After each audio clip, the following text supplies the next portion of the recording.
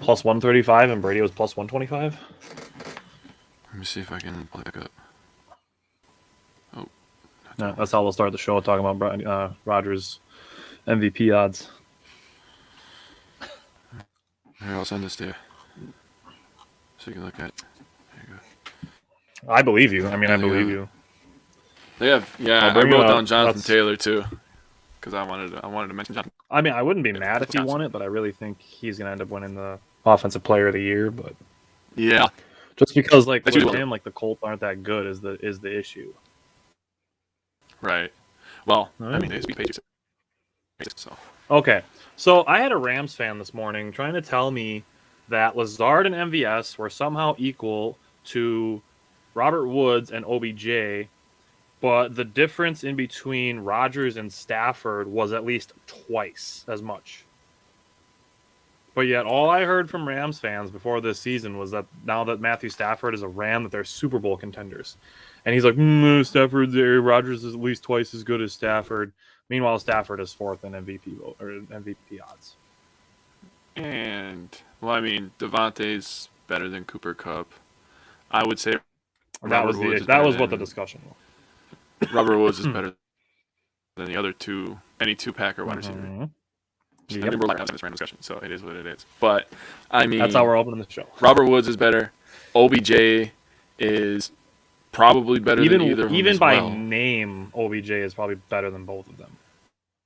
Yeah, I mean, MVS and Lazard are no slouches, let's be honest. They're still pretty good receivers. I mean, they're both very useful.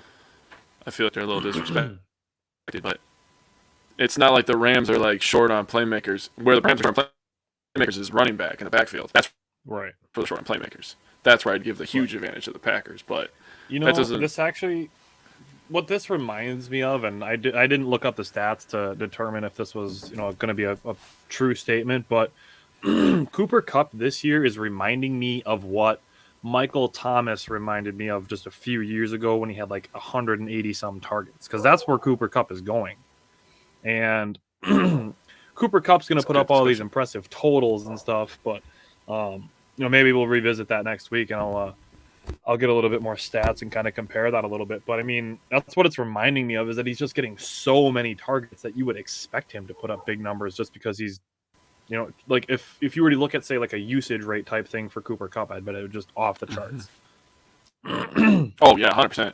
You know how they usually only do usage rates stuff like that in like NBA and stuff, but if they did that in the NFL, oh yeah, Cooper massive. Yeah, and rightfully so. He's a good player, but yeah, what? That's interesting, dude, that you brought that up. The Michael Thomas thing. That's a great comparison. It really is. Yeah, I mean, it would be relatively easy enough to figure it out. You just have to find the Rams' total number of plays run, Cooper Kupp's number of targets and rush attempts, and then divide that. So maybe I can pull that up. All right. But anyways, now that we're 3 minutes in, welcome back to another Wisco Fanatics Wednesday. Before we start talking about the Packers, I want to give just a little talk. And this is applicable for every sports fan. Doesn't matter who you're a fan of. I was listening to a podcast earlier today, and I like to think once in a while, and kind of exercise my brain a little bit as my dogs are going nuts. Probably another dog walking by. And one of the things is that your subconscious wants to prove you right. So when you're thinking about something, your brain wants to look for ways to prove you right. Or if you are thinking about a certain thing, it's going to start to stand out for you more. Like when you buy a car. You buy your new car, and then suddenly you start to see your car all over the place, and you're like, oh, everybody has the same car as me. Stuff like that. Mm-hmm. Now, your perception is really powerful that way. And one of the things that we want to do with this show, we call ourselves cautiously optimistic. Now, I was thinking about this today. Your perception is really powerful, and your subconscious wants to prove you right. So if you are only perceiving things negatively, whether you be one of the fire Budenholzer people, or trade Aaron Rodgers people, or or trade Middleton people, or such and such players not worth their contract, the only thing you're going to see when you're watching all of these games and watching your teams is things that would prove your perception of whatever you are thinking about correct. So let's say Chris Middleton is overpaid in your mind. The only things you're going to see when you're watching Bucks games are Chris Middleton missing shots and committing turnovers. You're not going to see him closing games out. You're not going to see him making free throws with less than a minute left to put games on ice. You're not going to see him making great passes. And what I want people to think about with this, and this is a challenge for everybody that's watching this or watching sports, is just try to change it a little bit, because you're really robbing yourself of enjoying watching your favorite teams. Like I want somebody who has, let's say you're a giant Bucks fan, and let's say you loved Eric Bledsoe and hate that he was traded for Drew Holiday. So you decided you weren't going to like Drew Holiday. And then, he makes big plays in the finals and he helps the Bucks get over the hump to win a championship. And you decide, I didn't like Drew Holiday, so you didn't enjoy the championship as much. So my challenge here to people, and this is kind of what changed our discussion from the Bucks today, from doing so much recap and doing more looking forward stuff, is just take a step back and try to enjoy things and not be so, dealing in the absolute of, this is going to happen. Okay, the Bucks are 19-13. The Bucks are 32 games into the season. There are 50 games left. And there are people that think the Bucks are done, that they should just tank. Like, are you serious? There's 50 games left. And we were talking about it before the show that the Bucks had 8 players available against the Cavaliers the other day. And people are freaking out because they lost. So my challenge to people is to take a step back and try to enjoy your teams playing a little more, and not hold on to so much negativity when it comes to your teams just because you've had negative associations in the past. Because if that's the way you think, your brain's going to try to prove you right. That's my speech for today. Okay, first of all, I like it. I'm gonna piggyback off that. I'm gonna try my best. Tyler told me he had a little PSA announcement to start the show. I had no idea what he was gonna say. I like that. Giannis had a quote. What was that? About a week or two ago now, where he talked about how you don't recognize greatness when you're watching it in the moment. It was something along those lines. I'm paraphrasing. You know what? That quote fits perfectly into what you were just saying. And it also can be, you can also fit that into the narrative of people that hate Rodgers' attitude outside of football. Why are you so worried about what he does outside of football? I have this discussion with plenty of people, man. People talking about, what he said on Pat McAfee's show, or what he did, or what he does to his family. I'm like, listen, man. At the end of the day, sports is entertainment for me. It is an escape from my real life that sometimes I get stressed out at work. Sometimes I get stressed out in my daily life.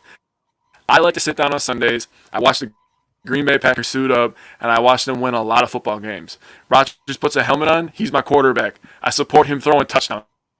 End of discussion right there, And to your point about Middleton, man, I was one of those people very skeptical of him. But I still tried my very best to always give credit when credit is due. I saw him improve as a passer, as a ball handler, as a defender. He really rounded himself into a really, really great player. Drew Holiday, to your point, he wasn't just making plays, in the finals. He was making plays all season long when Giannis would have his rest days. He just did it this past week in a game that we ended up losing to the Pelicans. He scored 40 points. If you're a guy that is going to hate on people, just for your own personal, beliefs or your own personal gain, I mean, by all means, that's no way to go through life. I mean, this could turn from a sports thing to a personal thing. You need to change your mindset at that point, because your mindset is going to take you as far as you want to go. And, on this show, we cheer for everybody to succeed, and we don't want any glass half empty type of people. Glass half full is the type of mindset that we like to have. So with that being said, I wanted to do one thing real quick, actually.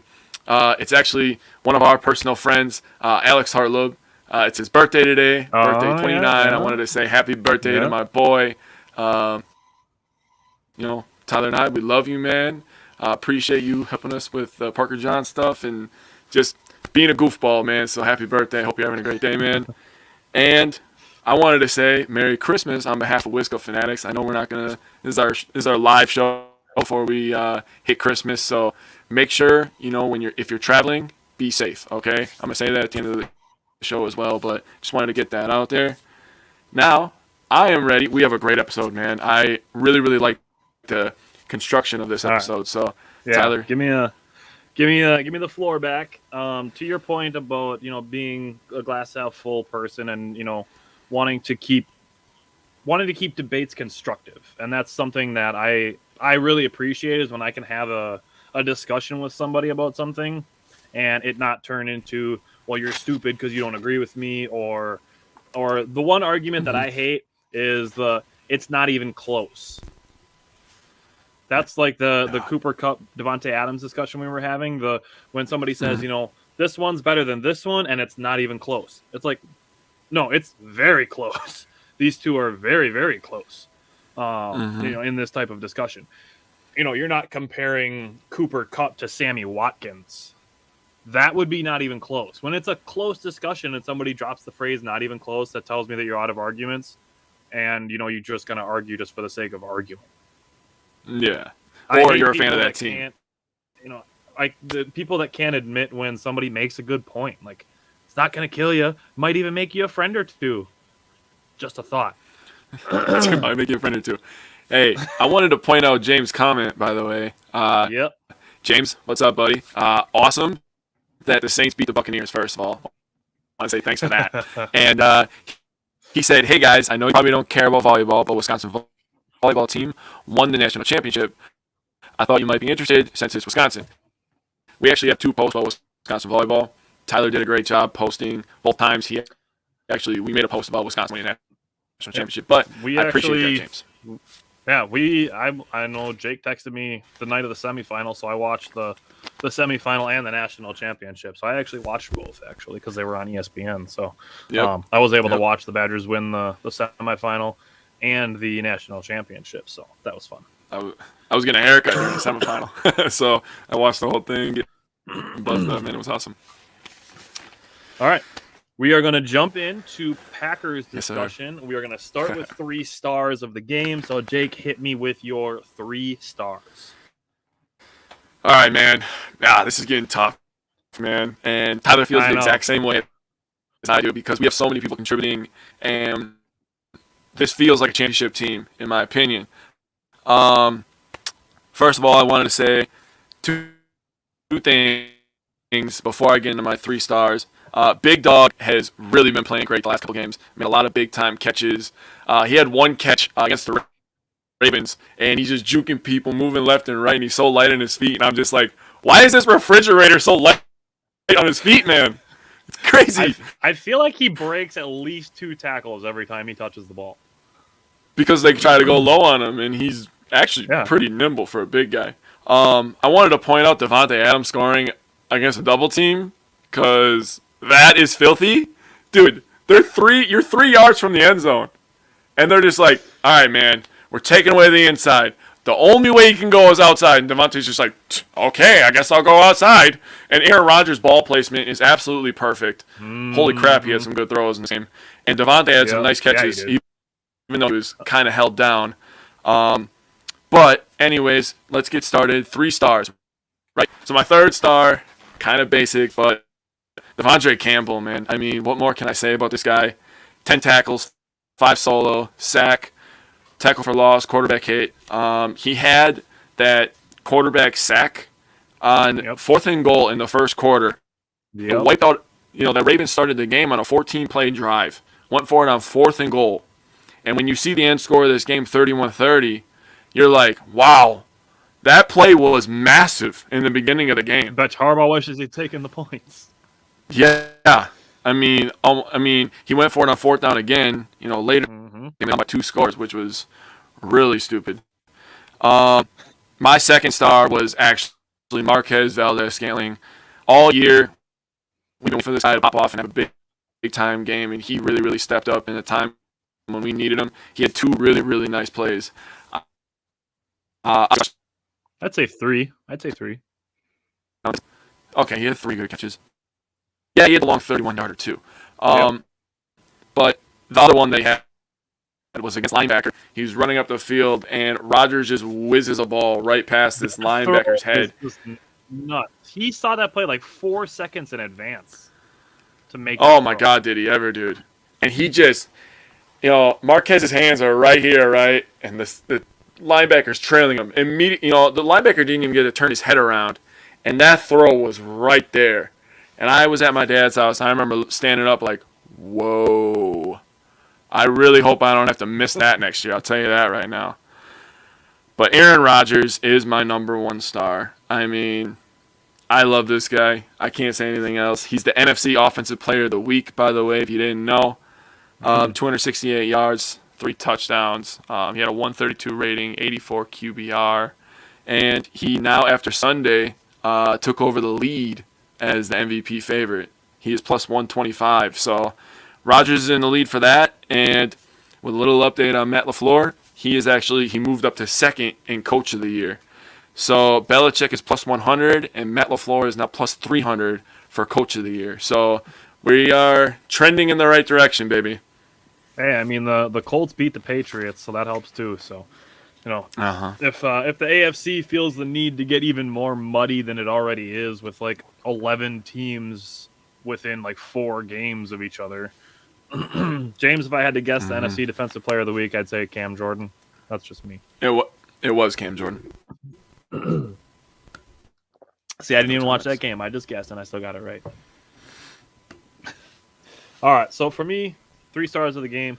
I went generic on my 3rd star again, and it was the receivers. So this includes MVS, who Jake already mentioned. It includes Devontae Adams, who you can't stop Devontae Adams. Your best hope is to hold him to less than 6 catches and 80 yards and hope that he only scores 1 touchdown.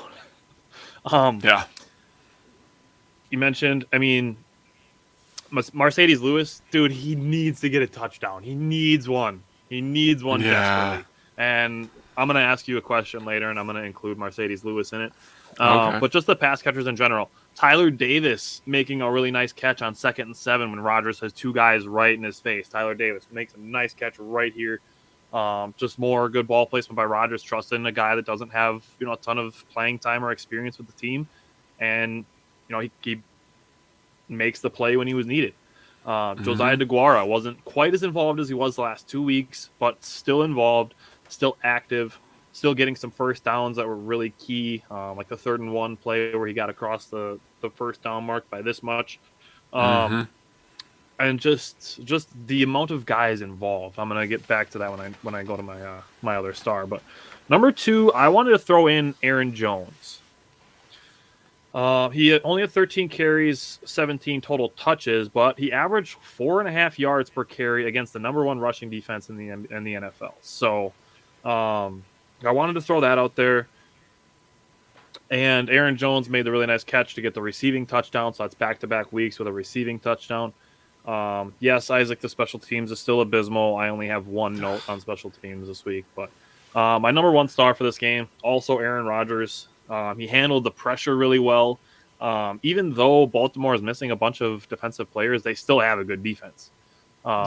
So they were able to handle that well. He got some pressure on him early, took a couple of sacks. I would give Kelly a couple weeks. The I don't know, what did he play, like 2 quarters last week, and now he played the full Ravens game now. So he's got about a game and a half in this year. So hopefully the Browns can be kind of a get-right game, but it's also going to be a very, very big challenge for him. You already mentioned Aaron Rodgers' rating. The last thing I want to mention with Aaron Rodgers is that he completed passes to 8 different receivers. That's when he's at his best, really. I'll be completely honest. When he's not staring down Devontae or back in the day, Jordy. When Rodgers is at his best, he's spreading the ball around. He's hitting the tight ends. He's hitting the running backs. He's hitting the 2nd, 3rd receiver. And I think that's what makes the Packers offense the most dangerous, is when you don't know where Aaron Rodgers is going with the ball. It was Rodgers' twin playing. Oh my god. We could probably have Rodgers twin play against the Lions and still win that game at least. Well, I'm hoping we get to sit Rodgers. I'm hoping we get in a situation that Rodgers can sit a game. I agree. I really do. All right. So let's jump into some recap here. Let's talk about the Packers offense versus the Ravens defense. Well, we kind of touched on some stuff, man. I mean, you kind of took a little bit of my notes that the Ravens are all banged up on their defense, but Aaron Rodgers just does what Aaron Rodgers does, right? When Aaron Rodgers is right and he's throwing the ball to all these people, and we got people like MVS. I mean, just look at the second receiver, right? Last week, the second receiver was Lazard. Lazard played an absolutely great game last week, and then this week, MVS comes in and he's the second star. I mean, teams are always going to try to take away Devontae. They're always going to double team him. He still got his touchdown this week. And the thing that I want to see improve, I guess, I'm going to take this moment to kind of give some constructive criticism to the Packers because it feels like we just love. There's a lot to love about this team. One thing that I kind of want to improve is it'd be nice if we could run the ball a little bit better, a little bit more consistent. I mean, we do it okay, and I understand that we have like basically all backup linemen in. But I would like to see Aaron Jones have a game here pretty soon, an Aaron Jones game of 110 and a couple of rushing touchdowns. That would be nice to not have to lean on Rodgers, to throw it 30 times or 40 times in a game. Is it working right now? Yeah, we're getting to the Lions. That might be that game. Yeah, I hope it is because it would be nice, maybe get both of them to over 80 rushing yards or something like that. I mean, even Cleveland could be that game potentially. Let's come back to that. Let's come back to that when we talk about the preview. Yeah, that's one thing that I wrote down that I just really had a little bit of constructive criticism. Be nice to run the ball, dominate on the ground, a little bit. I mean, they have that ability. They really do. Other than that, I don't have anything else. I mean, I know that I should have wrote down his name, but there's a corner on the Ravens. He's number 17, and he gave up a couple touchdowns last week. That's his name. He gave up the touchdown to MVS, and he gave up the outside leverage to Devontae on the touchdowns. So he got beat on the inside and the outside. That guy's not going to be in the NFL very long because he's getting toasted. I think he's a practice squad guy anyways. But yeah. Oh, yeah. Hey, we're not on defense yet, Isaac, so don't get ahead of us. Yeah, it says Packers offense. I wrote down Kenny Clark. Just wait a second. Yeah. A couple other things I wanted to say about the Packers offense. Rodgers had two really rare missed throws in this game. The first drive on the third down just barely missed Devontae, which could have been potentially like, I don't know. It depends. Do you trust Devontae Adams to beat a safety in a foot race? I would say I do. So that could have been like a 90-yard touchdown. Yeah, he just missed him. I know, he just missed it by a little bit. And then he missed Alan Lazard in the back of the end zone just a little bit, too. That could have been potentially three different wide receivers on the Packers with all the touchdowns. Man. But I'm going to ask you about that again later. I like seeing MVS staying involved. He's had times where he could have been the number 2 receiver, and he just kind of fades away a little bit. So it was nice to see MVS step up to the plate, get involved on some different routes besides just taking the top off the defense. We know he's to take the top off the defense guy, but I want to see more from him. That's what I've always wanted from MVS, is to see more than, just blocking and a fly route. So it's nice to see MVS get involved in some slants, some deep posts. And then he should have also gotten a pass interference call in this game.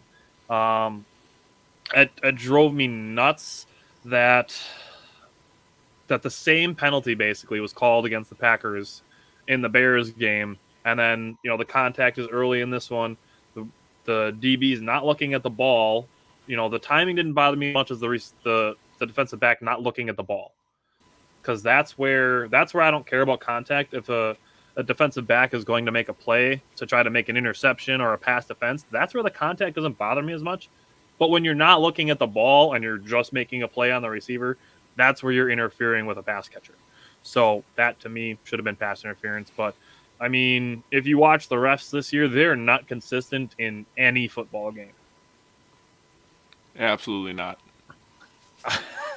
I've seen some replays of Monday and Tuesday's games, and it's not good. There was a play last night in the Seahawks and Rams game. I still have no idea how that was not called the pass interference. And the Seahawks, the Seahawks running back actually got flagged because he started swearing and kicking the ball, and he was reacting because he was like, "How the hell is this not a flag?" And I agree with it. It should have been a flag. So if you didn't see that play, basically, a linebacker was guarding DJ Dallas from Seattle, who had his hands out like this, and the linebacker came and chopped his hands down a good 2 counts before the ball got there. That's just textbook pass interference, honestly. I see James in here is making jokes. Rule number 1: pass interference shall not be called against the Rams, even if it's blatant. Yeah, that was bad, honestly. That was really the Rams, as far as the playoffs are concerned, they don't scare me. They don't. Jake was talking about it today. Jake was talking about it today, and he sent me a meme, and it was, you either have to go to Lambeau or you have to host the Green Bay Packers. That was a Rodgers quote. That was a Rodgers quote, baby. That's scary. So that's the offense. It's humming. It's not blowing the doors off of a whole lot, but it's also not making mistakes. Yep. Rodgers has gone now 4 consecutive games without a turnover, so he's up to 30 touchdowns and 4 interceptions. So Aaron Rodgers is doing his thing, and obviously Jake mentioned the MVP odds, so that's it's showing in his outside the league accolade wise. His performance is getting recognized, is I think the word you're trying to look for. Sure. Yeah, we'll go with that. I already mentioned Tyler Davis making the nice catch on 2nd and 7. And then I want to say Aaron Jones looks healthy. That's one of the reasons I wanted to include him, is because Aaron Jones looks healthy. He's making nice, strong cuts. He's making his jump cuts. Aaron Jones looks like he's back to being the lead back, so I think that's going to be the way that they operate now going forward. It's going to be back to A.J. Dillon being 1B instead of 1A. Yeah, James, I'm not salty about it either, whatever. Yeah, I'm not salty about last year at all. Yeah, speaking of pass interference, but that's neither here nor there. All right, let's talk about the defense. I believe somebody wanted to say something about Kenny Clark. I don't know, maybe. Yeah, so Kenny Clark was obviously missed. We saw that in the middle run game. I mean, there was huge, gigantic holes. It looked like this is how I felt. I don't know how everybody else felt, but to me, when Gary and Smith kept going inside, it kind of felt like they were trying to make up for Kenny Clark missing on the inside, so they didn't get beat up the middle all day. That's at least how I felt. Yeah, that's how I felt. Honestly, I can see that. I mean, it makes sense because even Aikman called it out that guys are constantly trying to go inside the tackles. I have that in my notes. Guys are just constantly going inside the tackles, and it made for Huntley to be able to run up the sideline for 6 yards anytime he wanted. Yeah, obviously he scored 2 touchdowns that way too. Right, that's my point, Isaac. I mean, they didn't contain because I think they were worried about the inside runs, the zones and stuff. I mean, Kenny Clark should be back this week, at least from what I saw. He's on track, but if Kenny comes back, that'll fix some of those little mistakes. Plus, I'm not really worried about Baker running all over us. I'll be completely honest. Right. Yeah, I agree. But when we were talking about this, there's 2 guys I wanted to give credit to in the Ravens that I felt really, really balled out. One is Tyler Huntley. I'm just going to say this. He is a better thrower than Lamar Jackson. That's how I feel.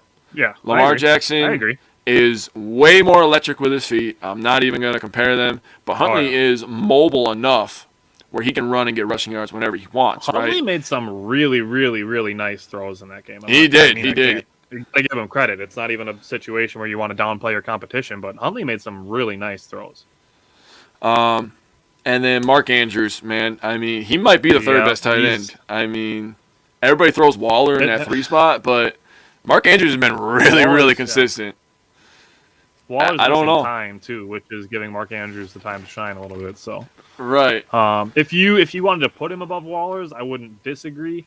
But for me personally, I'd still have Waller up there just because when Lamar Jackson is back, you might see a little bit of a reduction. That's not a lot, but a little. That's one of those arguments that you were talking about before. I mean, Mark Andrews versus Darren Waller, that's a great decision. You can snap for our conclusion, really. That's just how I feel.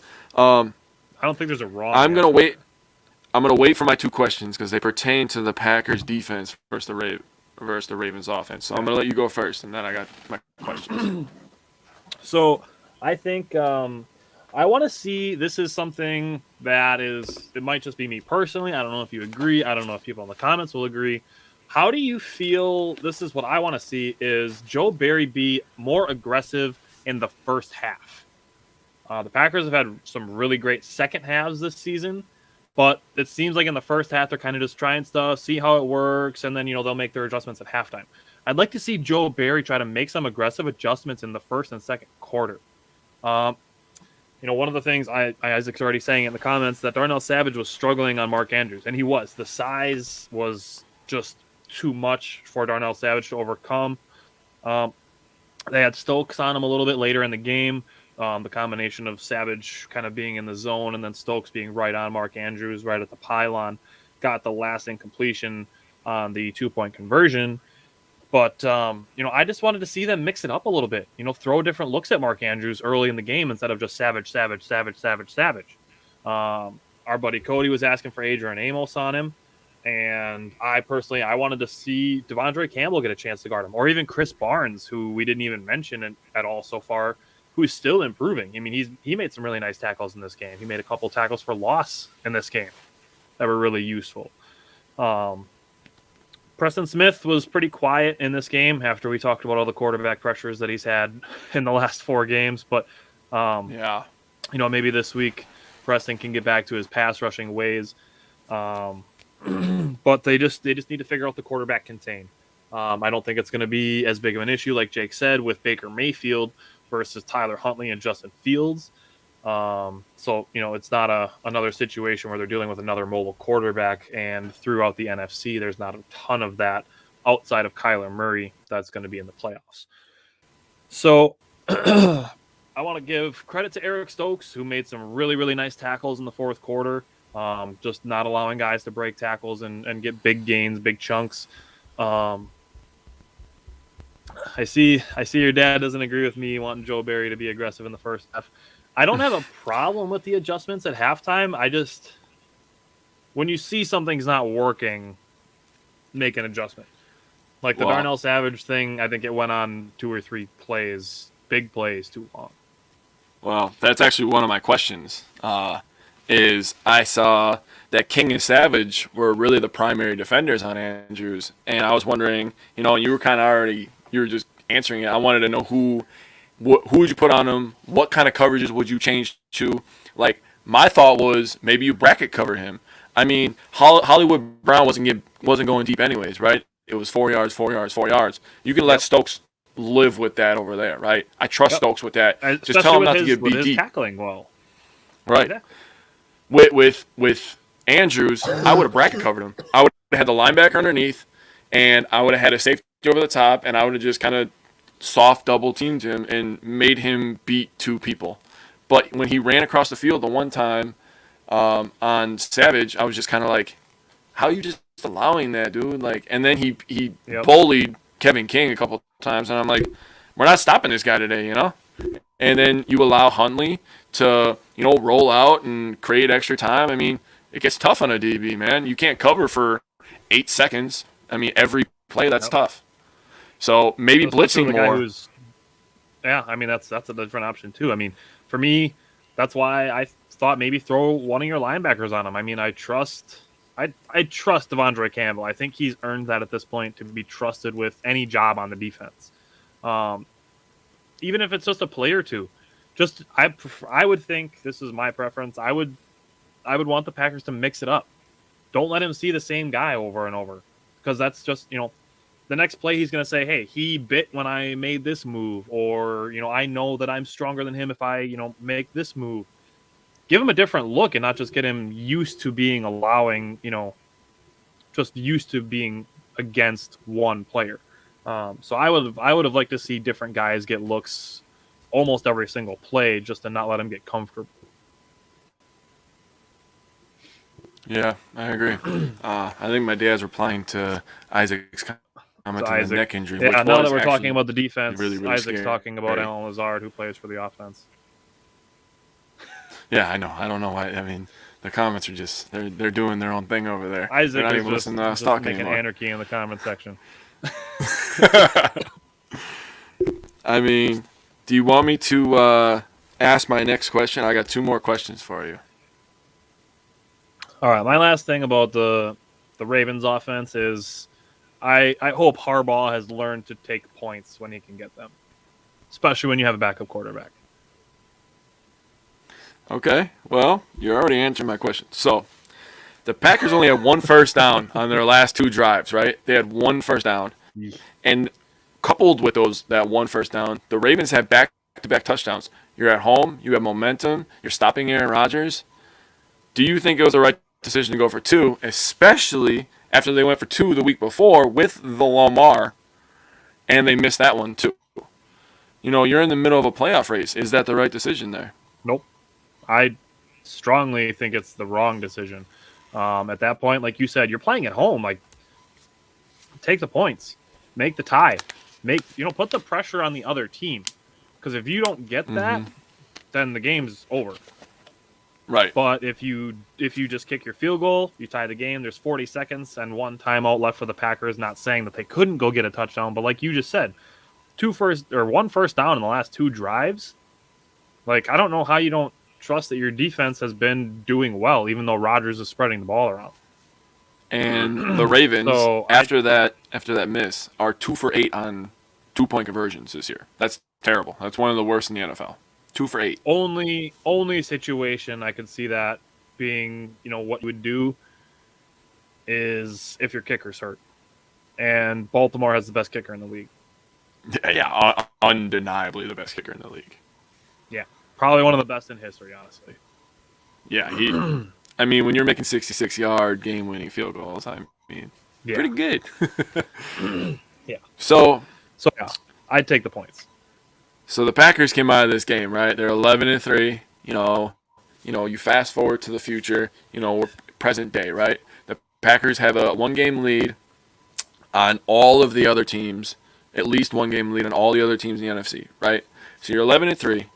What I want to know is, who do you have as the Packers' biggest threat? This comes with the news of all the players in the Buccaneers getting hurt. I'm not really scared of the Rams. We've already beat the Cardinals. Who is the biggest threat to the Packers?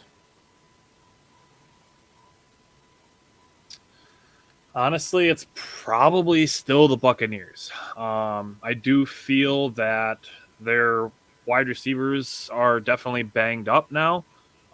Bruce Arians was kind of hyping up Antonio Brown, saying that he's as good as he was before his ankle injury. So, they're losing Chris Godwin, but they're basically gaining back Antonio Brown. Not a complete wash, but I mean, you're just exchanging one basically. Yeah. Chris Godwin is a problem because he's a possession receiver.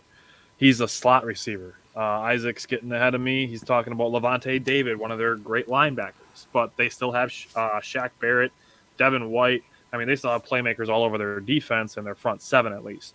Their secondary doesn't concern me. Their offense is still good, and it's still Tom Brady.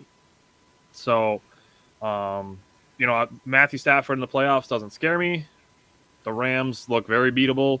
The Cardinals are losing guys. I mean, they might get a couple guys back for the playoffs, but, their inexperience doesn't concern me. And now they're going to be rusty coming into the playoffs if they're even available. With J.J. Watt and DeAndre Hopkins, if those guys are even available, are going to be rusty. And then, I mean, I don't think you're going to have the defensive lapses that you would have that the Packers had last year, but in my eyes, it's probably still the Buccaneers. So when I was thinking about this, and I started thinking about this last when I heard the news of Levante David, and I'm like, man, that guy's good, man. He can cover, he can tackle, he washes all that junk up front, like I talked about with Devondre Campbell. Levante David does that, but at an elite level for many years, right? Yep. So they lose him. I mean, they still had you talked about it. I mean, they have Vita Vea up front. That guy controls everything on the line of scrimmage, right? He's a beast. That guy, he is a tank, right? That is a cannonball if I've ever seen one. He's a beast. So you talk about their corners. I mean, we're still hearing that maybe Richard Sherman's coming back for them. Running backs, I mean, either. That's Richard Sherman this year concerns me about just as Tramon Williams would have concerned the Buccaneers. They're right. So the difference this year is the Packers defense. You know, like I said last week, I'm going to start sounding redundant because I'm going to have to say this a lot, I think. The Packers defense this year, I expect them to get stops. I don't hope for them to get stops. And on top of that, the defense to get stops. Right, they get turnovers, and the Packers don't turn the ball over. Ahead of me. Oh, you're getting ahead of me. They don't turn the ball over. Rodgers never turns the ball over. That's never been his MO. I mean, Aaron Jones, last year he did, but he really is trustworthy. I mean, we were worried for a couple weeks there during this year with A.J. Dillon because he had a couple fumbles, but he seems to have cleaned that up at this point. Yep. I mean, really, I trust the Packers more this year. I see Rodgers, and he just looks so unbelievably locked in. Every throw he makes is on target. It is right where it needs to be. Except for two, but yes. He's not perfect, but he's pretty damn close. He had that throw to MVS, and I'm telling you, man, that's the type of throws I see from Rodgers, and I'm like, how does anybody think Brady's better at quarterback than this guy? Exactly. I was just gonna say that. Like, nobody else does that. The thing that the Packers have to do that the Saints do is they pressure Brady. The Packers, I was just looking this up, and I was going to wait to bring this out because I wrote this down last week, but I was looking at blitz percentages, right? And the Packers are one of the lowest teams in the league at blitz percentages, while the Buccaneers are one of the highest. The Buccaneers, because they have to compensate for their bad defensive backfield, they're like, we got to bring pressure, we got to force it, we got to make them predictable, right? And that's also how they stop the run so well. They bring extra bodies. It makes sense. The Packers, they play a lot of soft zone, let's be honest, and they rely on the outside linebacker talent of Preston Smith and Rashawn Gary to collapse the pocket. You know, Z, if he comes back, he will help us, without blitzing. That's exactly what I was just going to say. But the Packers are going to have to blitz Tom Brady. They're going to have to, force him to get rid of the ball. Losing before he wants Fournette is going to be huge if he's not able to play in that game. I didn't even mention that. Because he is a monster. And Le'Veon Bell is nowhere near the guy he used to be.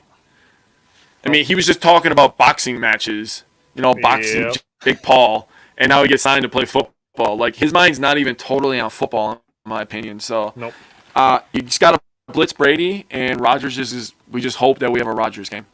That's how I feel.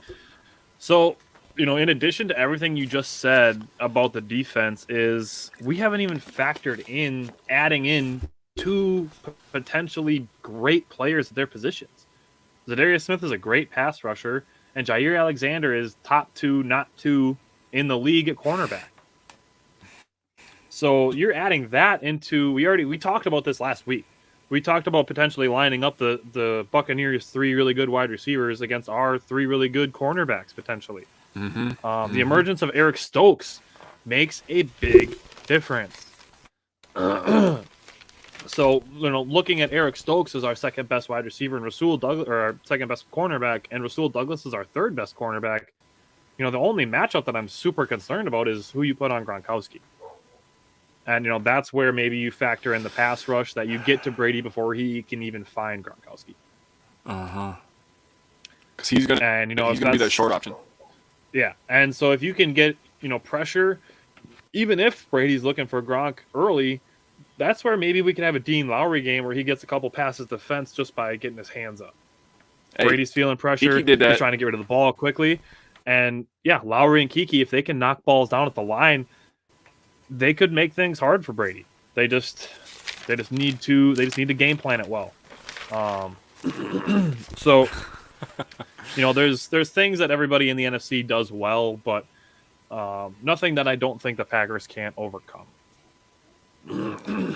So it's funny that Isaac brings up Terrell Owens playing with Brady because, I don't know if you saw, but Terrell and Davante Adams were just talking on Instagram the other day. Terrell was talking about somebody pick me up or whatever, and Davante Adams decided to comment on there and said, "Pull up, OG, man! If we got Terrell Owens, that'd be lit. I don't know how good he'd be, but that would be fucking sweet, in my opinion." All right, so I have a question for you. Okay, I have a question for you. Mm-hmm. My question is, are you worried about the defense after giving up 30 points 2 weeks in a row? No, not one bit. My opinion, I mean, the Bears game, let's be honest, that was mainly on the special teams. I'll be completely honest. We shut them down once we stopped giving them the ball at the 50-yard line. You're going to score a ton of points when you start at midfield. And they even scored a 97-yard punt return. That was crazy. We gave them 27 in the first half. They scored 3 in the second half. So, to your point about adjustments, they made their adjustments at halftime, and the adjustments obviously worked. Against the Ravens, I think it was just players making plays, playmakers making plays. Harbaugh is a great coach. People are questioning him right now because of the 2-point conversions, the fourth downs. I think he's just being a little bit over-aggressive, in my opinion. The Ravens are a good team. They were the most banged-up team coming into the season, if you remember that. But I'm not worried. I think Huntley just played a really good game, and Mark Andrews is just a really good player. They did a better job of getting the ball in their playmakers' hands than we did getting in Devontae, but we have a ton of playmakers flutter all over this offense. So I'm not worried. This Browns game's going to put confidence right back into everybody on the defense because the Browns' offense is terrible. It's hard to watch, even with Baker at quarterback. All right, so I agree. My answer to that question is no. I'm not concerned about the defense for a couple of reasons. One, we already mentioned the absence of Kenny Clark, who's just the man in the middle. One thing I wanted to mention is turnovers. So, Jake, you kind of already touched on a little bit of talking about turnovers, but looking back at the last 6 games, so going back from this game, they created 0 turnovers. They had the couple 4th down stops, but I'm talking touchdowns. Yeah, Rasul Douglas scored 2-something in touchdowns. Interceptions and fumbles. Last week versus Chicago, 3 turnovers. The week before versus the Rams, 3 turnovers. Against the Minnesota Vikings, 0. They lost that game. The week before versus Seattle, they had 2 turnovers. They won that game 17-0. The week before that, they had 0 against Kansas City. That was the Jordan Love game. But they only allowed 13 points and 237 total yards. And then going to the week before that, 3 turnovers against Arizona. So I'm not terribly concerned about the defense either. I just want to see them getting back into the turnover column because when you give Aaron Rodgers a short field, that's if Rasul Douglas doesn't take it back to the house when he makes an interception. But you give the ball to Aaron Rodgers at the 30-yard line, they're taking a shot at the end zone on first down just to see if they can score on you that fast. Man. So I'm not concerned either. So, all right, you said you had a couple of questions related to recap of the Ravens games. Have we covered them, or do you still want to ask some questions? Yeah, you were. The problem was you were answering them as you were talking and doing your recap. I was like, stop talking about covering Mark Andrews. Stop talking about the 2-point conversion. So really, my last one was just the biggest threat in the NFC, and I agree. It's definitely the Buccaneers. All right, so I have one more question that's related to the recap portion. Do you think Rodgers missed Allen Lazard on purpose? No. In the back of the end zone to not get touched on 423? No, he even talked about it at the post-game interview. He said, I just missed Allen there to put the game away. I mean, he threw the game, the tying one, not the game tying, the tying one to MVS. I mean, my dad was calling for Devontae as well. He was like, this ball's going to Devontae, I don't care. So, I mean, the first touchdown of the game on Christmas might be Devontae. So, we'll see. Man, think about it. Lambeau Field. Stop. Right? Stop. Christmas Day. Oh, save it for the preview. Okay. Save for the preview. That's my last question. Okay. All right. Okay. So let's move into preview. All right, let's talk about the Packers offense versus the Browns defense. Browns defense, in my opinion, is a little bit underrated. They played very, very well this year. Denzel Ward's making plays over there. They got a rookie I was just from. Gonna say Denzel Ward is the guy that I wanted on the Packers a couple years ago. Yeah, he's a monster. He's showing his potential this year. Myles Garrett, we all know what that guy is. That guy's a freak of nature. Jadeveon Clowney's DPOY. Yeah, he's Jadeveon Clowney's getting a ton of pressures. They got say the Notre Dame linebacker's name. I can't say. Oh, is it Jeremiah Owusu-Koramoah? Yes, that guy. He's making plays. He's running all over the field. I really wish the Packers would have picked him, to be completely honest. And then they got a rookie from Northwestern as well, Greg Newsome Jr. He's making plays. He might not play in this game. The injury list. Yeah. He is. But he's been balling for them, man. I've watched a couple Browns games, and he's been making a ton of plays for them. So the Browns are a little underrated, in my opinion, on defense. They could be considered top 10 if you really make a list. But the Packers offense, like you said, it's humming. I think the Packers offense, I don't want to get ahead of myself, but I think we're kind of, making progress where they're just going to explode one of these games, and they're just going to have 40-some points, and everybody's going to be like, oh, shit. People are already, kind of scared of the Packers, man, but I think people are really going to, see Aaron Rodgers go crazy. Think about it, man. Now I'm going to do it. Lambeau Field, Christmas Day. Rodgers breaks the record. Dude, this is all the makings of Aaron Rodgers is going freaking nuts on national television and just putting everybody on notice, listen, I'm here right now, okay? We are here right now. The defense is going to make plays. I think Christmas Day is going to be a good day, man. I think if you're talking about the teams being scared of the Packers, you only have to say one sentence. Rodgers has a defense, and that should vary. Yeah.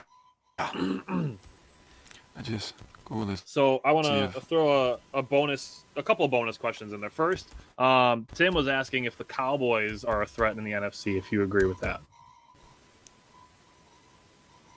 That's my answer. No.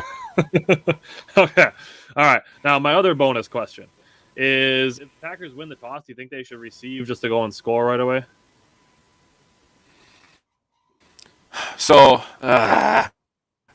it's always tough, man, because I'm always one of those people all right, just in case anything happens, I want to get the ball at half, right? I always think that way. But when you're going against a team like the Browns, who are a bad offense, they might get Baker and Kevin Stefanski back this week, which would help. They get their coach and their quarterback back. When you're going against a bad offense like that, why not put them down 7-0, see if you can force them into a bad decision, get the ball back right away, and we can kind of put our foot on the throat right away with the record. Yeah. In a game against a bad offense, I would say yes. Christmas Day, everybody's going to be pumped up. I am probably going to puke at the amount of people I'm going to see wearing a Santa outfit that day, but I would say yes. All right. I agree with you. I do like getting the ball at halftime just because you can, if you're in a bad situation, you can steal the momentum back. And I actually called it last week. The Packers were going to score right before halftime, and then they get the ball back at second half. And they did that against the Bears. So I'm just here to toot my own horn and tell people when I'm right. Tim, talking about the Cowboys, they're a good team, but they don't scare me come playoff time. Mike McCarthy especially doesn't really scare me come playoff time. I also think their defense is a little overrated just because of two of the players that they have. Micah Parsons is a beast, and Trayvon Diggs, he has high interception numbers, but that's really all he's got. He's gonna be a Pro Bowler this year because he has a lot of interceptions, but he gives up tons of yards and a high completion percentage. So going against Aaron Rodgers, Trayvon Diggs doesn't scare me because Rodgers doesn't throw interceptions, which, getting back to the Packers offense versus the Browns defense, that's one of my points. Rodgers has gone 4 consecutive games without a turnover, and now has 30 touchdowns and 4 interceptions on the season. People are all like, "Oh, look at Kirk Cousins. He has 25 touchdowns, only 5 interceptions." And now Rodgers is just like, "Yeah, no, that's touchdown to interception ratio is my thing, and nobody's even remotely close when it comes to touchdown to interception ratio with Aaron Rodgers." I don't know if you saw the stat of the week last week, but mine was Aaron Rodgers' touchdown to interception ratio is over 8 since the beginning of last season. And the next closest is Patrick Mahomes, who's at like 3.6. So Rodgers is on double the level of everybody else in the league, and nobody touches his touchdown to interception ratio. So stop bringing up Kirk Cousins because the Vikings are also just as irrelevant. I'm going to answer Tim's question real quick. Tim, you have to keep in mind the division they play in. So that defense is definitely going to be a little bit overrated. They do have playmakers, and Micah Parsons is absolutely everything that you can think of as an NFL linebacker. But Dak turns the ball over a little bit. Mike McCarthy will call some dumb plays, and I don't trust their DBs. They don't have anybody stopping Tay, and their run defense, I don't know. It's all right, but it's not special, in my opinion. It's one guy. Yeah. All right. So if they start clicking, it can be a problem. I hope they get the 1 seed. If we don't, Rodgers owns that stadium too. Go ahead, get the 1 seed. Let Rodgers go down there back home. All right. So back to the Packers offense. Bakhtiari didn't practice today. He practiced yesterday. He's already been ruled out. But looking at David Bakhtiari, LaFleur was asked about him a whole bunch of times. He said they're only taking it one day at a time, so you're not going to get any concrete answers out of him. MVS is currently on the COVID list. I don't know if he's vaccinated or not, so I don't know if his negative tests are going to be back soon enough. EQ did practice limited with his concussion, so if MVS is out because of COVID, maybe EQ can step up this week, and maybe Lazard can have a game like he did against Chicago. Before that was the case, I wanted to say the Packers had their receiving core the healthiest that it's been because MVS and Lazard both looked 100% in the last 2 weeks. But now with the COVID list, Cobb and Tunyon are still out. But I don't know. Rodgers' next touchdown will break Brett Favre's franchise record. I don't know if Brett Favre's going to be there. It'd be kind of cool if he was. But who do you think touchdown number 423 is going to?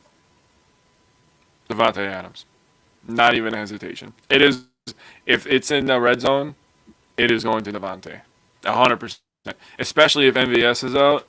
I mean, if it's not Devontae, I want it to go to Big Dog. Those are the 2 people I'm going to be cheering for to get that record breaker. Yep. That's who I have written down. I have number 17 because that's Devontae. That's his man. So it's Devontae. It's going to Devontae. But I would love to see Big Dog score, just because everybody respects him so much, and he deserves one. He just deserves one. He does, man. Cody said Aaron Jones. Dude, he was like 3 yards away last week. Big Dog was so close. So close. Man. I'm just like, break the tackle, get in the end. Rodgers going to throw the ball to himself. That would be funny. That would just take my whole public service announcement at the beginning of the show and just throw it right out the window. Like, Aaron Rodgers so much he wouldn't even throw it to somebody else. He had to throw the touchdown to himself because he's so into it. Yeah, he's so arrogant and self-centered. It'd be like that the play in The Replacements where Keanu Reeves just throws the ball right at the defensive lineman helmet and it just bounces up in the air. And then Rodgers is just going to catch it. That would be funny. By the way, I do think that MVS is vaccinated. Since we were talking about it before. If he is, he will have the potential to play if he tests negative and he's asymptomatic. So that's the thing, is if he has any symptoms, then he's not playing. So if he tests negative twice and doesn't have any symptoms, then he can play. But the window's really short here because they play on Saturday, not Sunday. So the window is even a day shorter now. Yeah. If he doesn't play, he doesn't play. Next man up, right? Yep, that's what the Packers have been doing all season. So, how I'm excited to see Aaron Jones this week. I want to see him get some more work. Jake already mentioned he'd like to see, a 110 rushing yard game from Aaron Jones. So my last point is I want to see balance from the offense this week. Rodgers did a really great job of spreading the ball around against Baltimore, and he talked in his press conference yesterday. Talked a lot about the sleight of hand play that they use, that play action play, and the coaches have kind of fallen in love with it, just like everybody else has, because who else does that? But so they have that one saved up, ready to go, and it's just about trusting the linemen. But the Bears, I almost said the Bears. That's the wrong B team. The Browns allow 216 passing yards and 105 rushing yards per game. Rodgers seemed baffled by Aaron Jones just because they were up by 14 points when the Ravens were considering an onside kick. But we saw what happened the week before. Amari Rodgers and MVS both fumbled returns. So in that situation, I'm fine with it. Aaron Jones got the return, and he slid down. So I'm totally fine with doing that. Devontae Adams was out there on it too. So in that situation where it's ball security, you trust your best players, and I would rather have them out there than to have a Brandon Bostic situation happen. Yeah, tell me about it.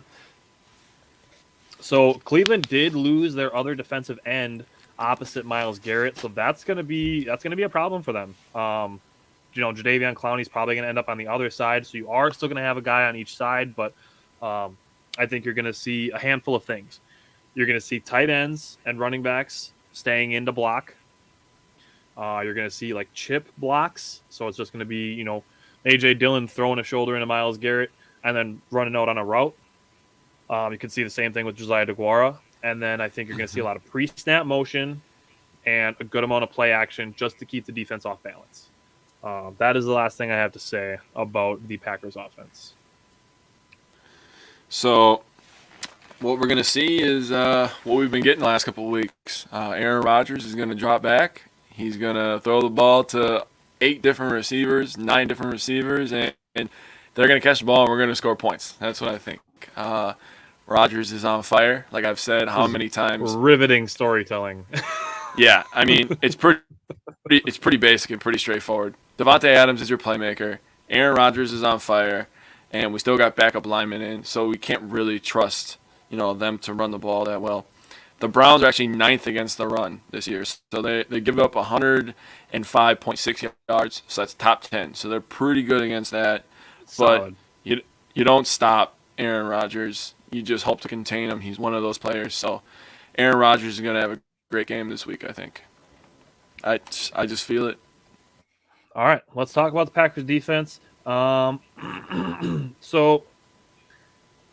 looking at it, no Zadarius, no Jair. Again, LaFleur was very cryptic about it. They're probably going to be back. LaFleur wouldn't comment on it. He says they're taking it one day at a time. I think Jair has until the end of next week to be put on the active roster since he was designated to return.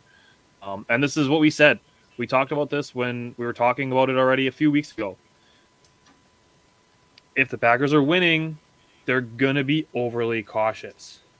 They're going to take their time with these guys. Yes, you want to have the rust off before the playoffs, but you also don't want to rush guys back. The Ravens are doing the same thing with Lamar Jackson. And the AFC is a way bigger mess than the NFC is, especially for the Packers, who are at 11-3, have the tiebreaker over the Cardinals and have a much better conference record than the Buccaneers. So the Packers basically have a 2-game lead, even though they're only 1 game ahead in the win column. So, the NFC is a little bit easier for the Packers than the AFC is for the Ravens, and they're still being cautious with Lamar. So the Packers are definitely going to be cautious with Zadarius, Bakhtiari, and Jair as long as they're winning games. Mm-hmm. And I would expect that to continue. So what do you want to say about the Packers defense versus the Browns offense? So I don't think Kareem Hunt is going to play this week. He didn't play last week. He didn't play against the Raiders. But obviously Nick Chubb is, when healthy, Nick Chubb is a top 5 back in this league, and he's top a guy five, that can. I agree. He can really, you can just hand him the ball, 20 times a game, and he can churn out 200 yards. He's really one of those guys. He's a big, strong, fast guy. Get you a couple touchdowns. He's a monster. With that being said, Baker Mayfield, I was looking it up. He is on the COVID, health and safety protocols, but he is on track to return Saturday versus the Packers. Same thing with Kevin Stefanski, like I said earlier. That will really, really help this offense. But Baker has not been good this year, and I know that he's been battling a ton of injuries, but I broke it down a little bit, and I looked some stuff up. So Baker has 2,603 yards, right? That is 24th out of 32 starting quarterbacks. He has 13 touchdowns. That's 26th. 7 interceptions, tied for 25th. And he has a completion percentage of 62.8, which is okay, not horrible, but not very good. So Baker Mayfield honestly, is a starting quarterback. If you're talking about strictly this season, I would rather have Taylor Heineke. Strictly this season. Oh, yeah, I would agree with that 100%. But Baker's just not been that good. So you really, and obviously we know we got rid of OBJ. I haven't heard anything on Jarvis Landry, and Donovan Peoples-Jones, former Michigan wide receiver. He was pretty good in college, if you remember that, Big Ten people. But he's really been their go-to guy. They got Austin Hooper at tight end, who can be a pretty good tight end. But this Browns team should really just be going crazy. But they're really only good at rushing the ball. They average 139 yards per game, and they only average 201 pass yards per game. That's pretty god-awful, if you ask me. So when you look at this matchup, you look at the pretty good defense. You look at how they're not that good at passing the ball on offense. You look at how they rely on the run to get yardage. Who does that remind you of? And you almost messed up and said their name before. It reminds me of the Bears, just without the mobile quarterback, in my opinion. They just hand the ball off, and they rely on the defense and they run the clock. So he said Stokes on Landry, Campbell on Njoku. Njoku hasn't even been a guy. What I'm seeing is Landry will be available. So Landry's going to be available. Yeah. And Landry's been Baker's guy. Before OBJ Baker got and there, Landry was both balling. should be available. So. Yeah, okay. So with that being said, you just allow Landry to get his couple catches over the middle. He's not really going to beat you deep. He's not a burner anymore. And you stop Nick Chubb. You focus on stopping Nick Chubb, stop the run, and make Baker make plays. This is a situation where I feel the Packers can pretty much keep 7 guys in the box for the entire game. Yeah, I agree with that. I trust Stokes, Douglas, Amos, and Savage in whatever coverages they play. Jarvis Landry, maybe 3 years ago, would have concerned me. But at this point in his career, he's really kind of similar to Allen Robinson, to piggyback on Jake's Bears comparison. He's an older receiver who's, your name is like, yeah, that guy should be better than he is. But he's just really not. And, at this point, he's pretty much just a possession receiver. They had some guys, Rashard Higgins has shown some flashes of potential here and there, but as long as they're the Browns with Baker Mayfield, he's not a mobile quarterback, so it's not something you have to have an issue with like you did the last 2 weeks. I stack the box, and Nick Chubb should be the absolute focal point of your defensive game plan. I 100% agree. Just stop Nick Chubb, and like I said, just make Baker beat you. Cody, I'm looking up to see if I can see anything on Kenny Clark. I can't find anything either. Right here. Tom Silverstein, 2 hours ago, Packers coach Matt LaFleur said that nose tackle Kenny Clark is eligible to play on Saturday. He said there's some protocols he must get through, said he's hoping he gets them through them in time to be back in the facility before Saturday. So, sounds like cool. Kenny Clark will be back. So that will be massive, so he can dominate another former Packer center, J.C. Treader, who was on the injury list as well. But, yeah, the Packers just churn out NFL centers and just let them go, and then we draft new ones. Yeah. It's incredible, actually, if you ask me. So The Packers are still allowing 44% conversions on third down. Cleveland only converts 38% of their third downs. So I want to see the Packers play to Cleveland's level and not allow Cleveland to play to the Packers level. Yeah, that will be a big key. That's I'm going to keep bringing it up every single week for ever and ever and ever until we retire from the show. The Packers are always going to need to be better on third down. So he's going to bring it up forever because we're never retired from the show.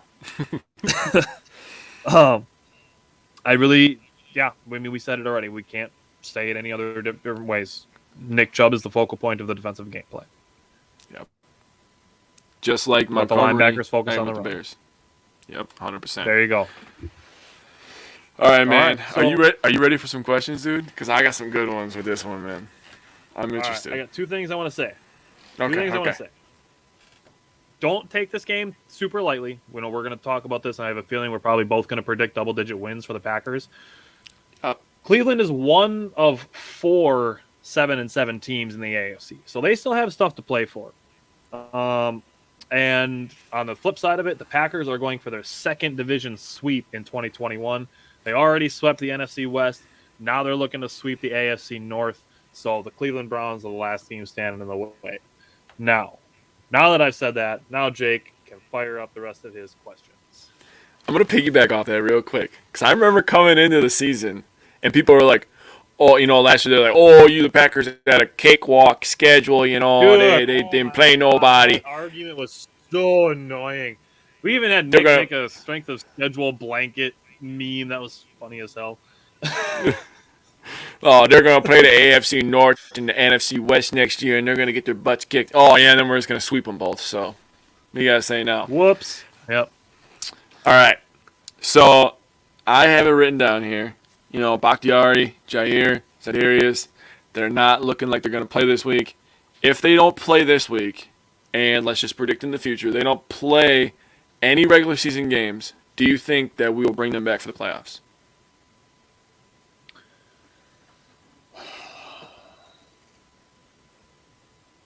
Jair, yes. Bakhtiari would depend on Billy Turner and Josh Myers. If you get both of those two back, which it sounds like they will, I think Josh Myers is starting to do some individual stuff this week. If you potentially get those two back, then I think maybe they wait on Bakhtiari and Za'Darius. If he doesn't play in the regular season, if he's not ready to go, like let's say if the Packers get the 1 seed and they don't have to play until the second week of the playoffs and Za'Darius is ready then, I would say yes. But if he's not ready to go by whenever the Packers' first playoff game is, then I would say no. So how I felt about this is if none of them play in the regular season, I think the Packers are really player friendly. I think they're just going to shut them down for the year. That's really how I feel. It sucks to say that, but I think that's just really how they operate.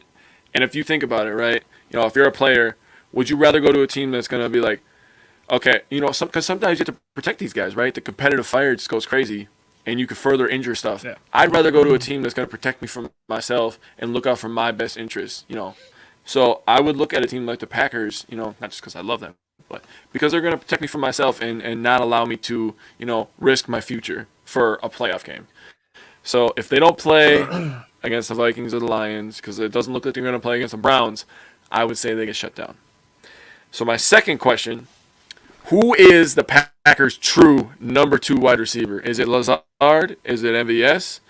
Is it anybody? Is it Cobb? Who knows? Can I give you a really, really cheap and generic answer and say all the above? You can say whatever the hell you want, man. This is both of our shows. Because I'm just going to say yes. Yes. It's yes. Who's yes. Number 2 wide receiver? Yes. All right, hey. How I truly feel about it. It's different every game. It really is. I mean, if it was a healthy season, my answer would be Robert Tonyan, honestly. Would be my answer. Okay. At times it's Aaron Jones. At times it's Lazard. At times it's MVS. It's been MVS twice this season. It's been Lazard a few times this season. It's been Mercedes Lewis the last 2 weeks. It's been Randall Cobb at times. I mean, yes, all the above. Okay. Truly, how I feel about it, this is really hard for me to say. Actually, It's a I tough think question. I think Lazard is actually the number 2. I mean, the routes he runs, if you go the targets strictly he by gets. the depth, yeah, if you go strictly by the depth chart and the way they line the game up at the beginning of the game, like looking at starters, it's Lazard. But I just feel that guys step up at different times, and it seems to always be when they're needed. Yep. I mean, Cobb taking control of that slot is huge. I mean, it really kind of just pushed everybody into their role. You know, we'll never have a question on us who's the number 1 receiver because that's pretty obvious. So now, this is the question I was really, really excited to ask you. If you were the Cleveland Browns, would you re-sign Baker Mayfield?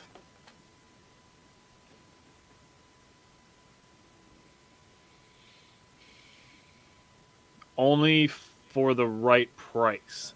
And if I'm the Browns and I miss the playoffs, I strongly consider drafting the quarterback from Cincinnati.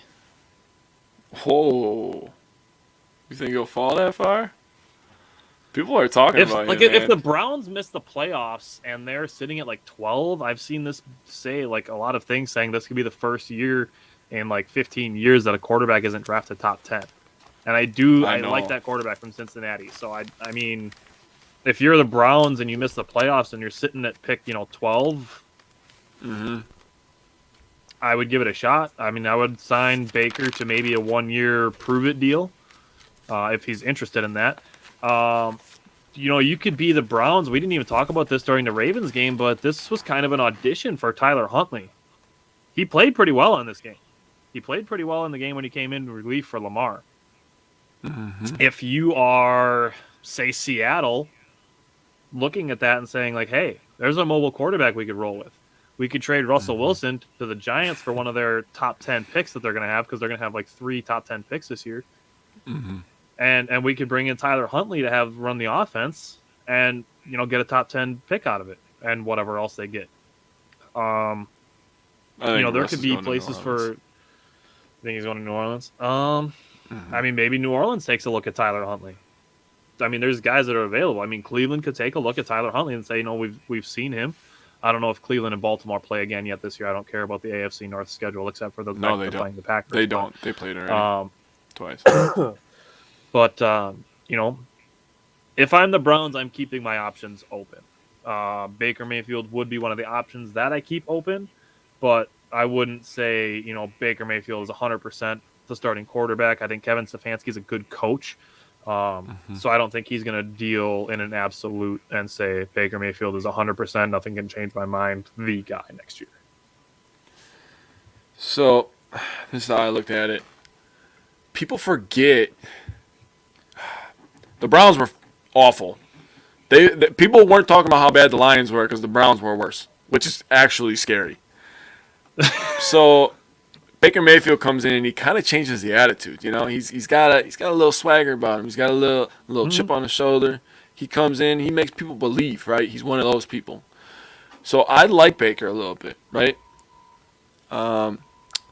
So I would sign him. I wouldn't sign him to a 1-year deal because that could get messy, in my opinion. What if he gets hurt? And then, because the price tag for a quarterback is, you said the right price. What's the right price? 20 million, 25, 30 million for 1 year? You don't want to waste 30 million, even 20 million. I mean, think about it. 20 million is probably a pretty close to an average for a quarterback. So you're throwing $20 million at a guy that you don't even really know. I would sign him to a 2-year deal. You might get a little bit of a cheaper deal on that. You can get rid of him after 1 year if you're really, really unsure. I was going to say, Still you could make it backload and cut him after the first year, yeah.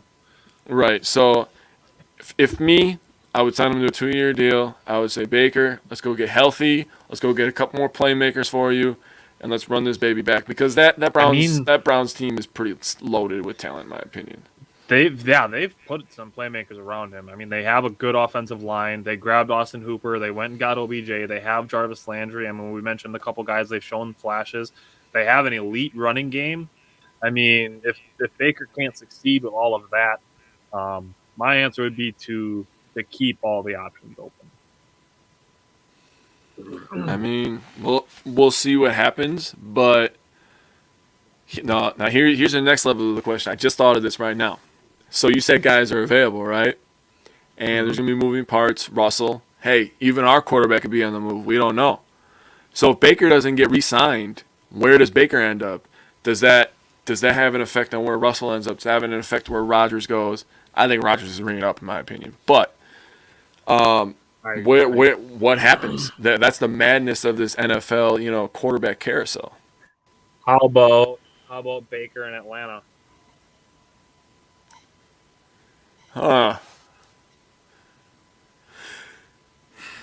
I like Baker in Denver. You need a big arm to play in Denver. You need a big arm to play in Denver. It's windy up there, man. Baker's got a big arm. And they got two good running backs. They got a shit ton of playmakers over there, man. I like Baker in Denver. I think he could succeed there, man. I can see that. And I can see that. Russell's not going to Denver, so everybody needs to stop talking about that. Neither is Aaron Rodgers. Nobody wants to go to Denver. Yeah, no. Rodgers is going to re-up 2-year deal after this year, including 1 year. He's going to be here for 3 more years. He's going to add 2 more years to his 1 year next year. Devontae's going to sign a 3-year deal after this year. We're going to front load the hell out of Devontae, in my opinion, and then we're going to back load Jair Alexander. That's my predictions. I will say it again. I've thought of it for a while. Aaron Rodgers is coming back. There's not a single thing that makes me believe that he's not. I think he just likes drama. I mean, he probably does. He's probably he finishes. He turns off the camera on the Pat McAfee show, and he's like, "Oh, I can't wait to see what Schefter tweets today." Well, his tweets can't be worse than his gritty. Jesus.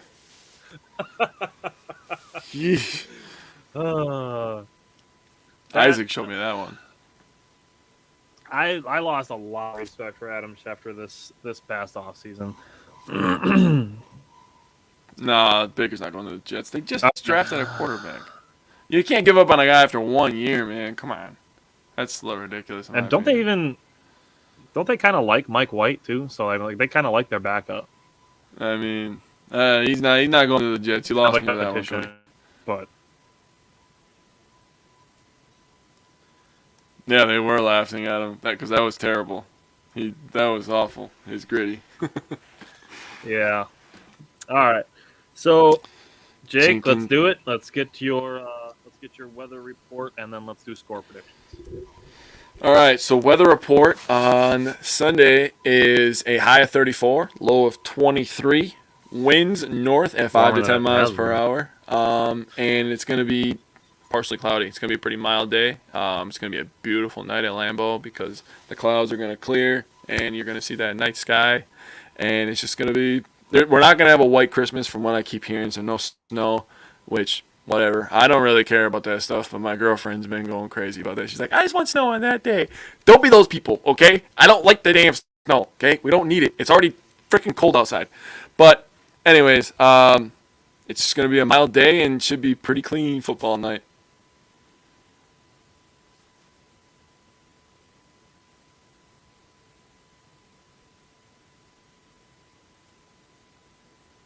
That's all I got. All right. I am that person. I like having snow just in the month of December, and then it can go away. February is probably my least favorite.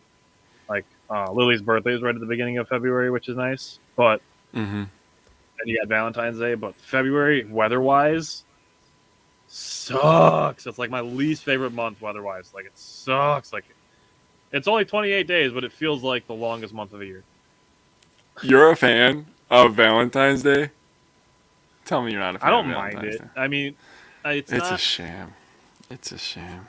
It's a Hallmark holiday, is what it is. No, I despise Valentine's Day because my girlfriend expects me to spend $200+ on her on that day, and I'm just like, nah. Yeah.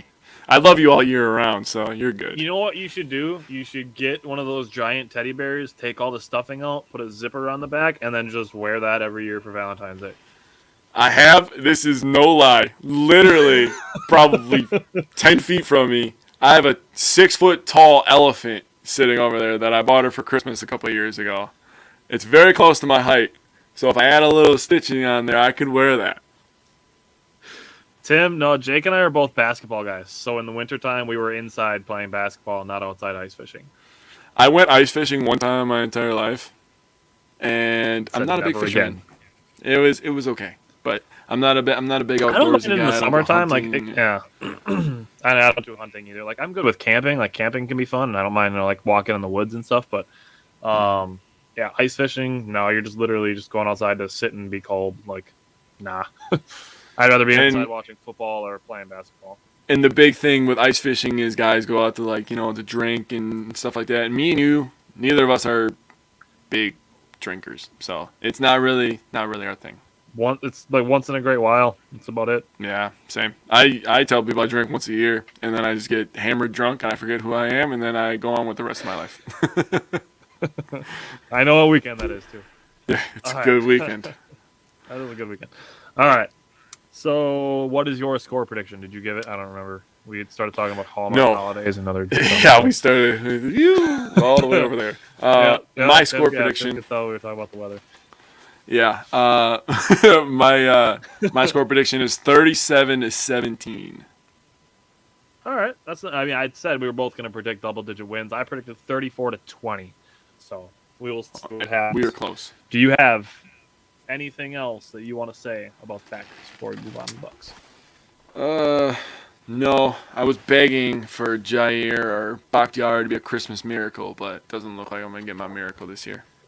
Well, we might get one or two with the Bucks, so we got that going for us. True. The last thing I want to say about the Packers is cut Isaac Yiadom. Like, just let that be done and call the Josh Jackson thing just a wash, and just give Shamar Jean-Charles all of Yiadom's special teams time. Yep, I'm okay with that too. All right. Well, Jake's going to run through the Bucks games real quick and just kind of give a couple little highlights here and there. And then we're going to talk a lot more contextual stuff this week. The recaps, honestly, they're not terribly important this week. We're talking they're 32 games into the season. There's 50 left. So we're looking more at the 50 than the 32. So here we go. I don't have a lot, but, the Bucks played the Pacers last Wednesday. We won that game 114-99. Drew Holiday had 26 points, 4 rebounds, 14 assists. Pat Connaughton and Bobby both added 20. So obviously getting the same contribution from two of our best players this year so far. They moved on to play the Pelicans. They lost that game 112-116 in overtime. That sucked because Drew Holiday had a really, really great game. He had 40 points, 5 rebounds, 5 assists. Jordan Nwora, 14 points, 13 rebounds. And Grayson Allen added 25. Everybody's starting to call Jordan Nwora Drew Holiday's favorite player because he talks about him all the time. So I love listening to that. That's pretty funny to me. Played the Cavs. We got absolutely pounded in that game. We lost that game 119-90. We had no Giannis, no Chris Middleton, no Drew Holiday, and still no Brook Lopez. So seeing that game, and actually the Cavaliers are playing very, very good basketball this year. So when I look at it, you take things into perspective. They swapped spots with the Knicks. Like, one of them went to the 5 and one of them went to the 10. So they pretty much swapped spots with the Knicks. I mean, the Cavs right now are actually the 3 seed in the East. If you look at the seeding, the Cavs are the 3 seed in the East, which is pretty crazy. But yeah, no Giannis, Middleton, Holiday, no Brook. So we're missing a lot of pieces there. We only had 8 players available for this game. So going into this game, you're not really thinking like, wow, we're going to win this game. This just, last year, coming into the season, we talked how we're going to have games where we sit our starters and give them rest. I just took this as one of those games, man. Jordan Nwora had a great game, scored 28 points. That was really the only highlight I had. We didn't shoot the ball very well in that Cavs game. But with that being said, we played 3 games, lost 2 of them. Not really worried. This is that glass half full kind of mindset. They play the Rockets tonight, so we'll see what happens. We got some good stuff with that. I think my biggest takeaway as far as recaps are concerned, I think is the Jordan Nwora is getting his confidence back. That might be my biggest takeaway, honestly. Yeah. like I've talked about it like 3 weeks in a row now, that Drew Holiday is much better on offense than he was last year, and that's a big deal. So that's nothing new, although it is nice to see him drop a 40 piece. But we know he's capable of that. So I think the biggest thing for me might be Jordan Nwora getting his confidence back. As far as the Cavaliers are concerned, I mean they're playing well. Jarrett Allen is actually being mentioned in MVP conversations a little bit.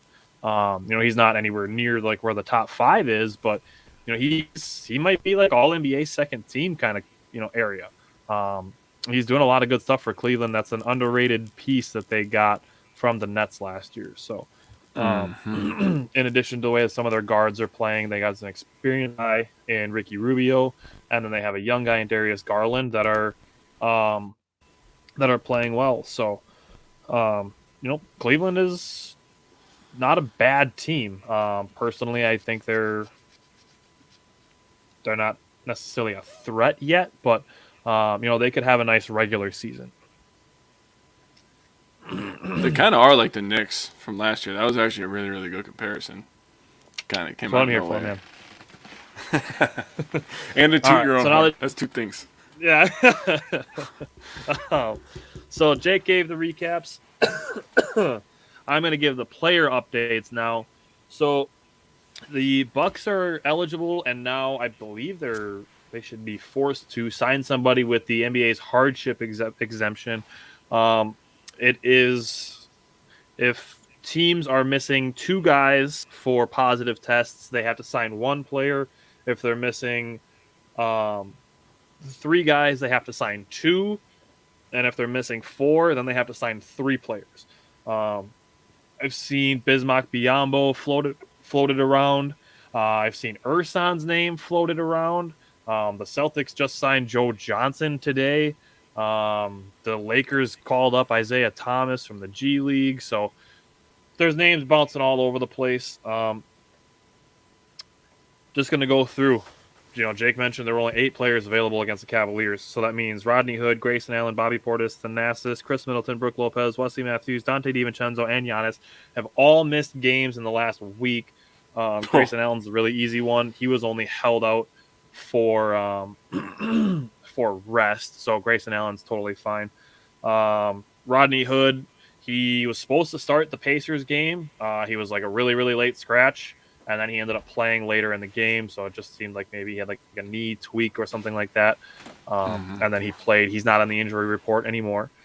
Bobby Portis was put on the health and safety protocols on the 16th, so he is eligible to come back on the 26th.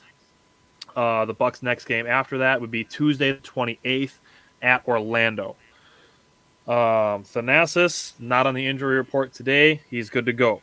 Chris Middleton has been practicing. He's not on the injury report. He is playing tonight. That is confirmed. He's playing tonight, so Chris Middleton is back tonight.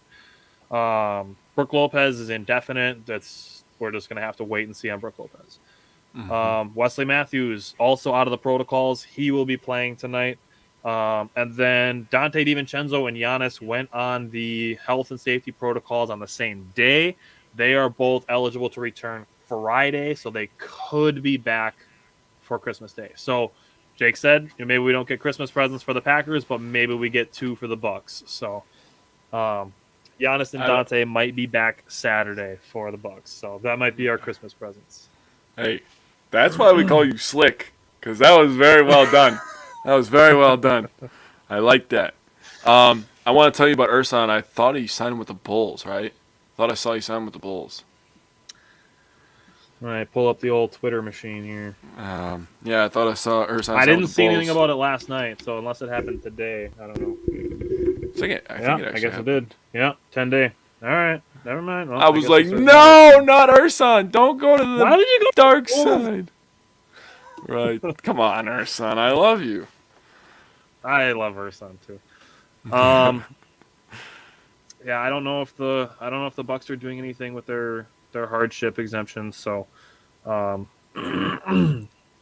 yeah, that's where they're at with everybody else. So having Middleton back will be nice. Hopefully, get his legs under him again.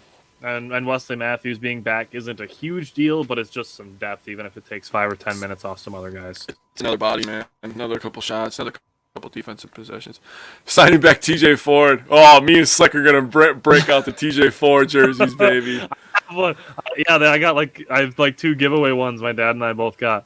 I could totally wear a TJ Ford jersey. Dude, there's no way mine fits me. The last 2 things that Jake and I have today. Mine used to be like a nightgown, so mine probably does fit me. The last 2 things Jake and I have for today is 3 goals for the Bucks to hit by the All-Star break, and then Jake's got some Q&A. So Jake, I don't know which one you want to do first. Let's do goals first. All right. So Jake and I, each of one of our goals, one of our 3 is the Bucks' record by the All-Star break. They have 28 games in between now and then. They are 19-13 currently. So let's make that our first goal. Just to talk about, just because that's the one we have the same goal for. So let's do the record first.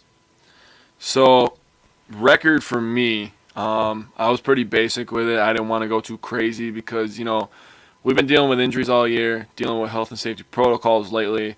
So I just split those wins in half. I was like, all right, if we go 500 and we get to 33 wins, I'll still feel pretty good with myself with that. You said it last week, and you said it in the text messages when we were talking, like, the Bucks don't care about seeding. And I was kind of trying to push for it, but, they don't. They don't care.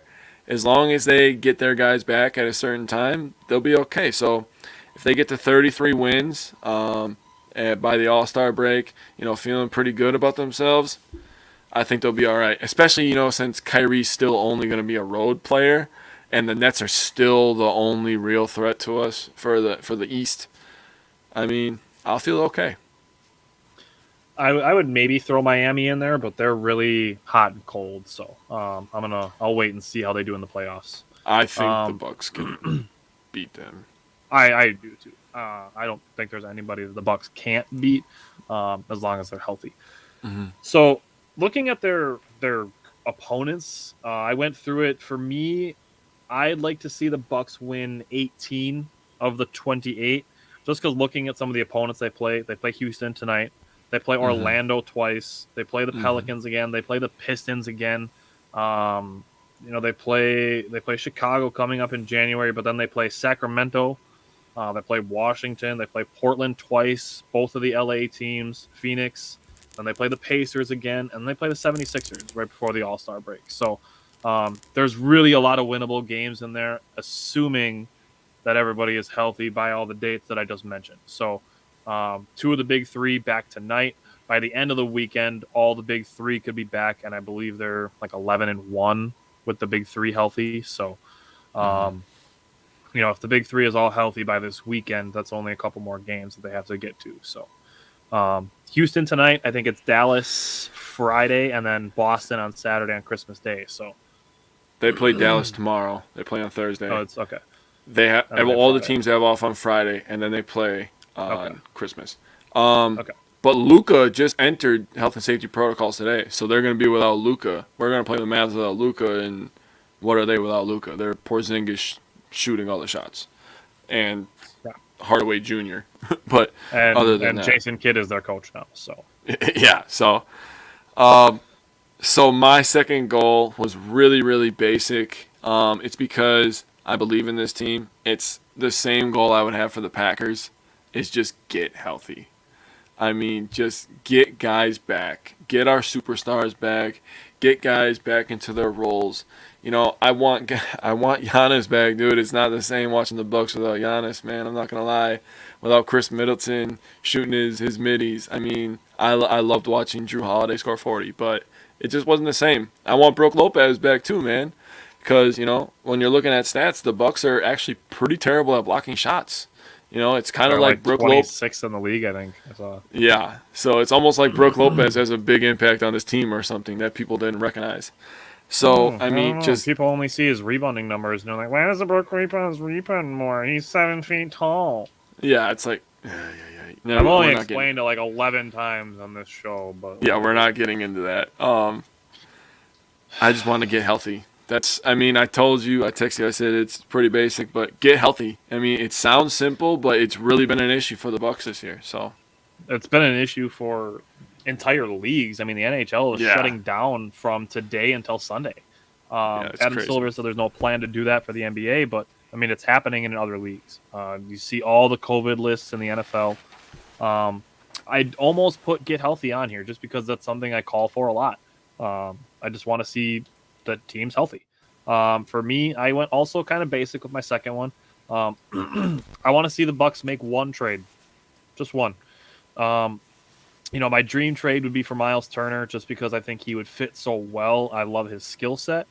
I saw an option that could be, a George Hill replacement, as the Bucks could maybe trade for Dennis Schroeder. He has the familiarity with Budenholzer. George Hill hasn't been 2018 George Hill, and Dennis Schroeder's on a 1-year, $5.9 million deal. So if the Celtics can get a second-round pick and George Hill out of that, that might be worth it to them just for the 1 year. The Bucks could grab an expiring contract. That contract's not huge, so it could work. And then the last one is Bleacher Report suggested trading Dante DiVincenzo and Semi Ojeleye to the Magic for Mo Bamba.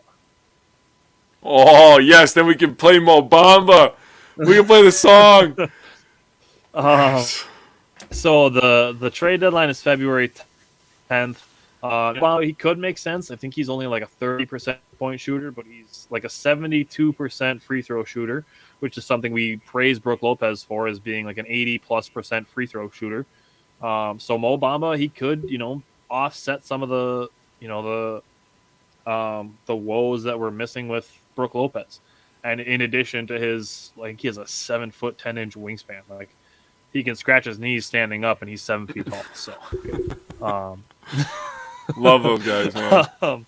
So Mo Bamba could solve some of the shot blocking woes that Jake just mentioned.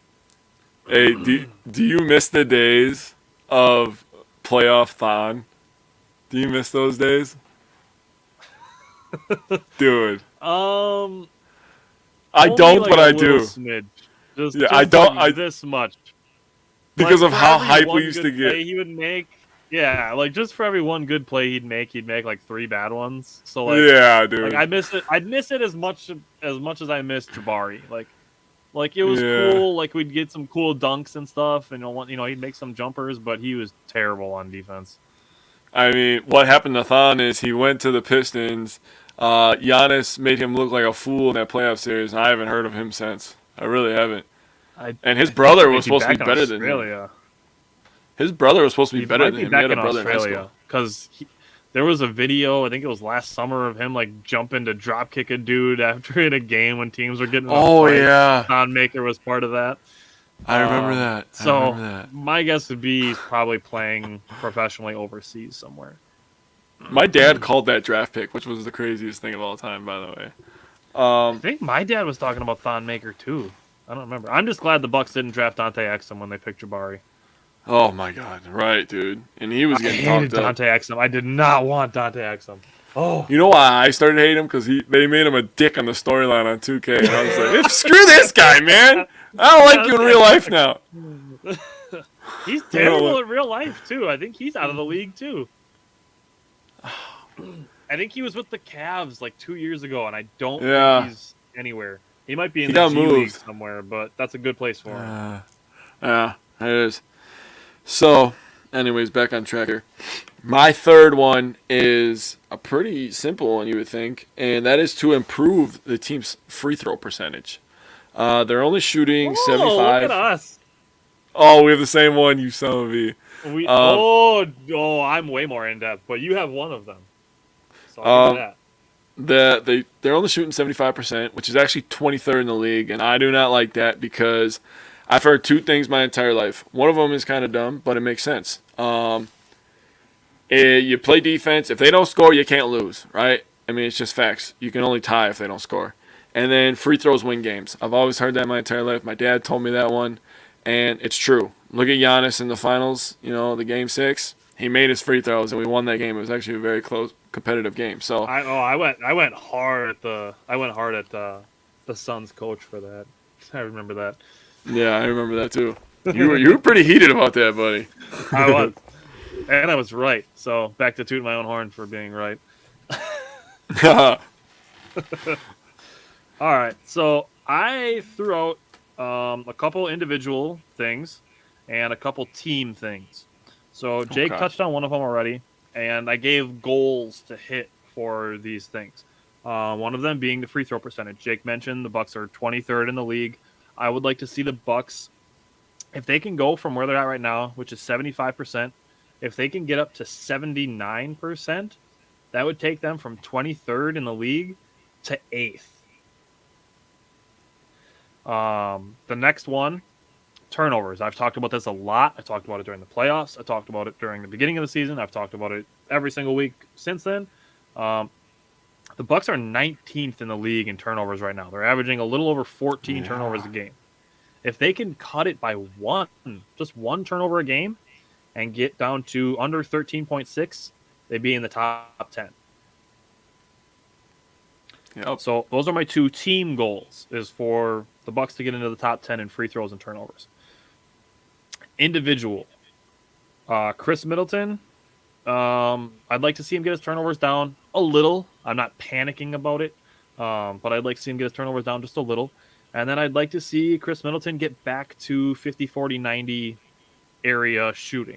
Right now he's shooting 41.2% of field goals. I'd like to see him get back to 45 plus. His three-point shooting is at 35.1%. I'd like to see him get to that 39 plus area. And then his free throw shooting, it's at 87.8. So he's still shooting really well at the free throw line, but I'd like to see him hit that 50, 40, 90 after being so close the last 2 years. Yeah. In the team free throw percentage, Drew Holiday is part of that.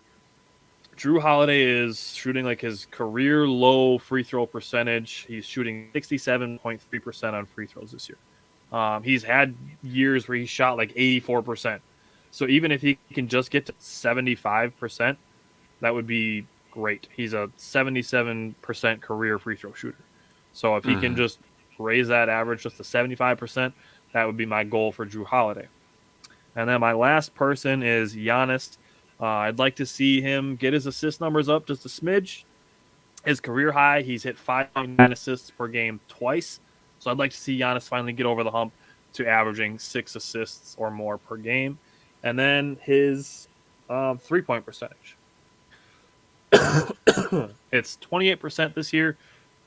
I'd like to just see him climb up into the low 30s. If he can get up to 33%, where he's making 1 in 3 three-pointers, I feel that that's enough to make teams respect that Giannis can shoot three-pointers, even if it doesn't mean that he's not actually a three-point threat. If they just have to think about it for a split second, that's all that Giannis needs to get his advantage wherever else he needs it. Might help him with those assist numbers. Just saying. Maybe.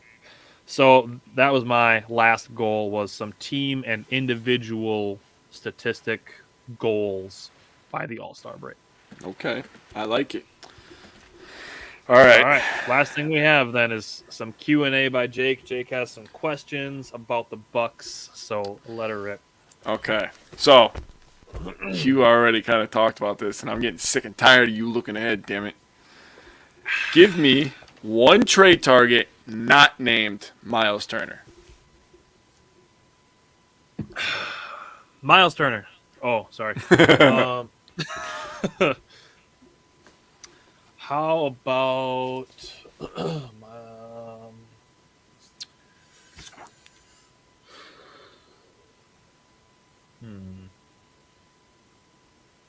I'm trying to think outside the box and not just go really easy and an obvious one. Mm-hmm. I got one that you're going to like. I don't think it'll happen, but I got one that I think you'll like.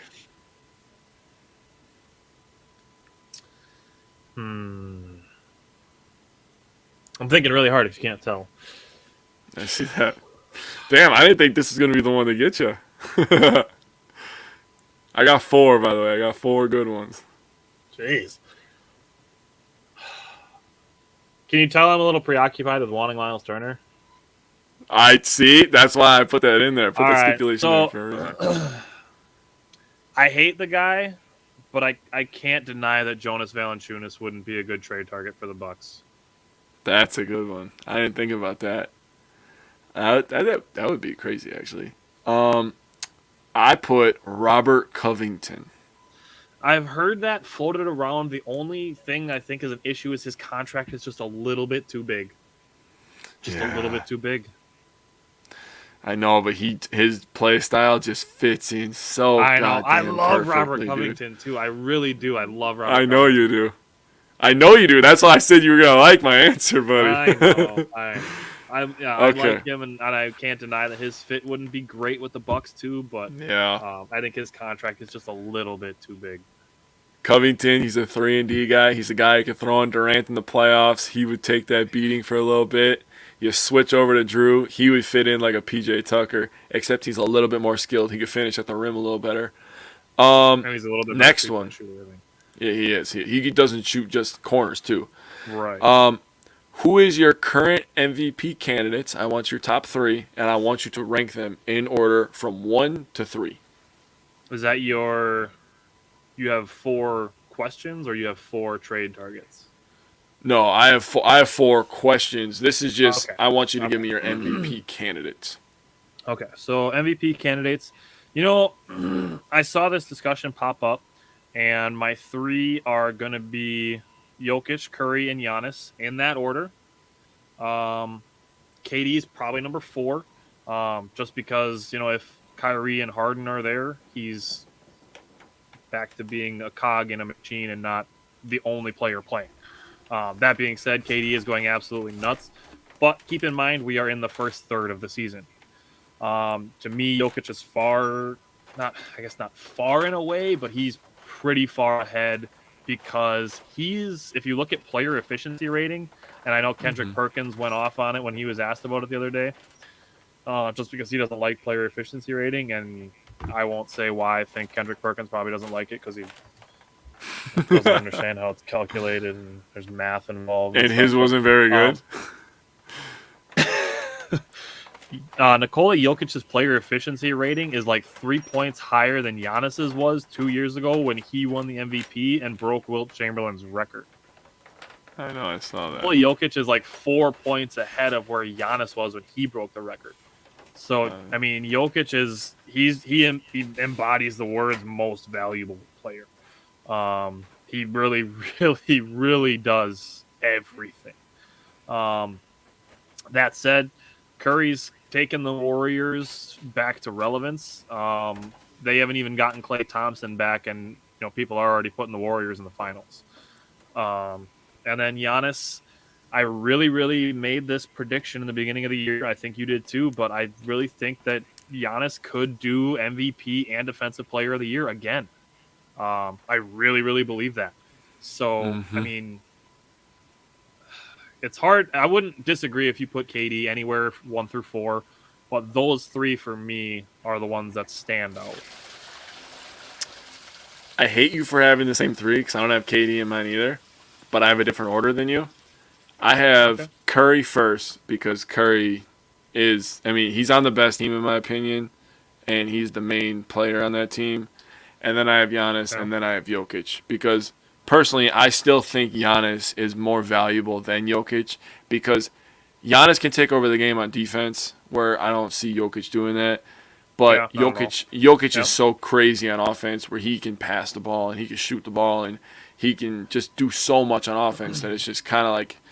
It's kind of hard to ignore his impact. But I actually have Jokic third, Giannis second, Curry first. If you give me any of those 4 in any order, I probably wouldn't disagree with you. Yeah, I agree. Like I said, it is only the first third of the season, so I think the month of December and January is going to kind of give a little more perspective. A little more perspective, a little more weight to what each of them are doing. Yeah. All right, so this is a Bucks question. Where would you like to see the Bucks improve on offense and on defense? So I just did my third goal was free throws and turnovers. For me, I mean, if you take into my answer when you ask for a trade, so offense and defense, I already mentioned the individual stuff, the free throws. Defense, the shot blocking. It's what the Bucks based their defense on ever since they brought Budenholzer in, is defending inside out. I went on a rant about this last week.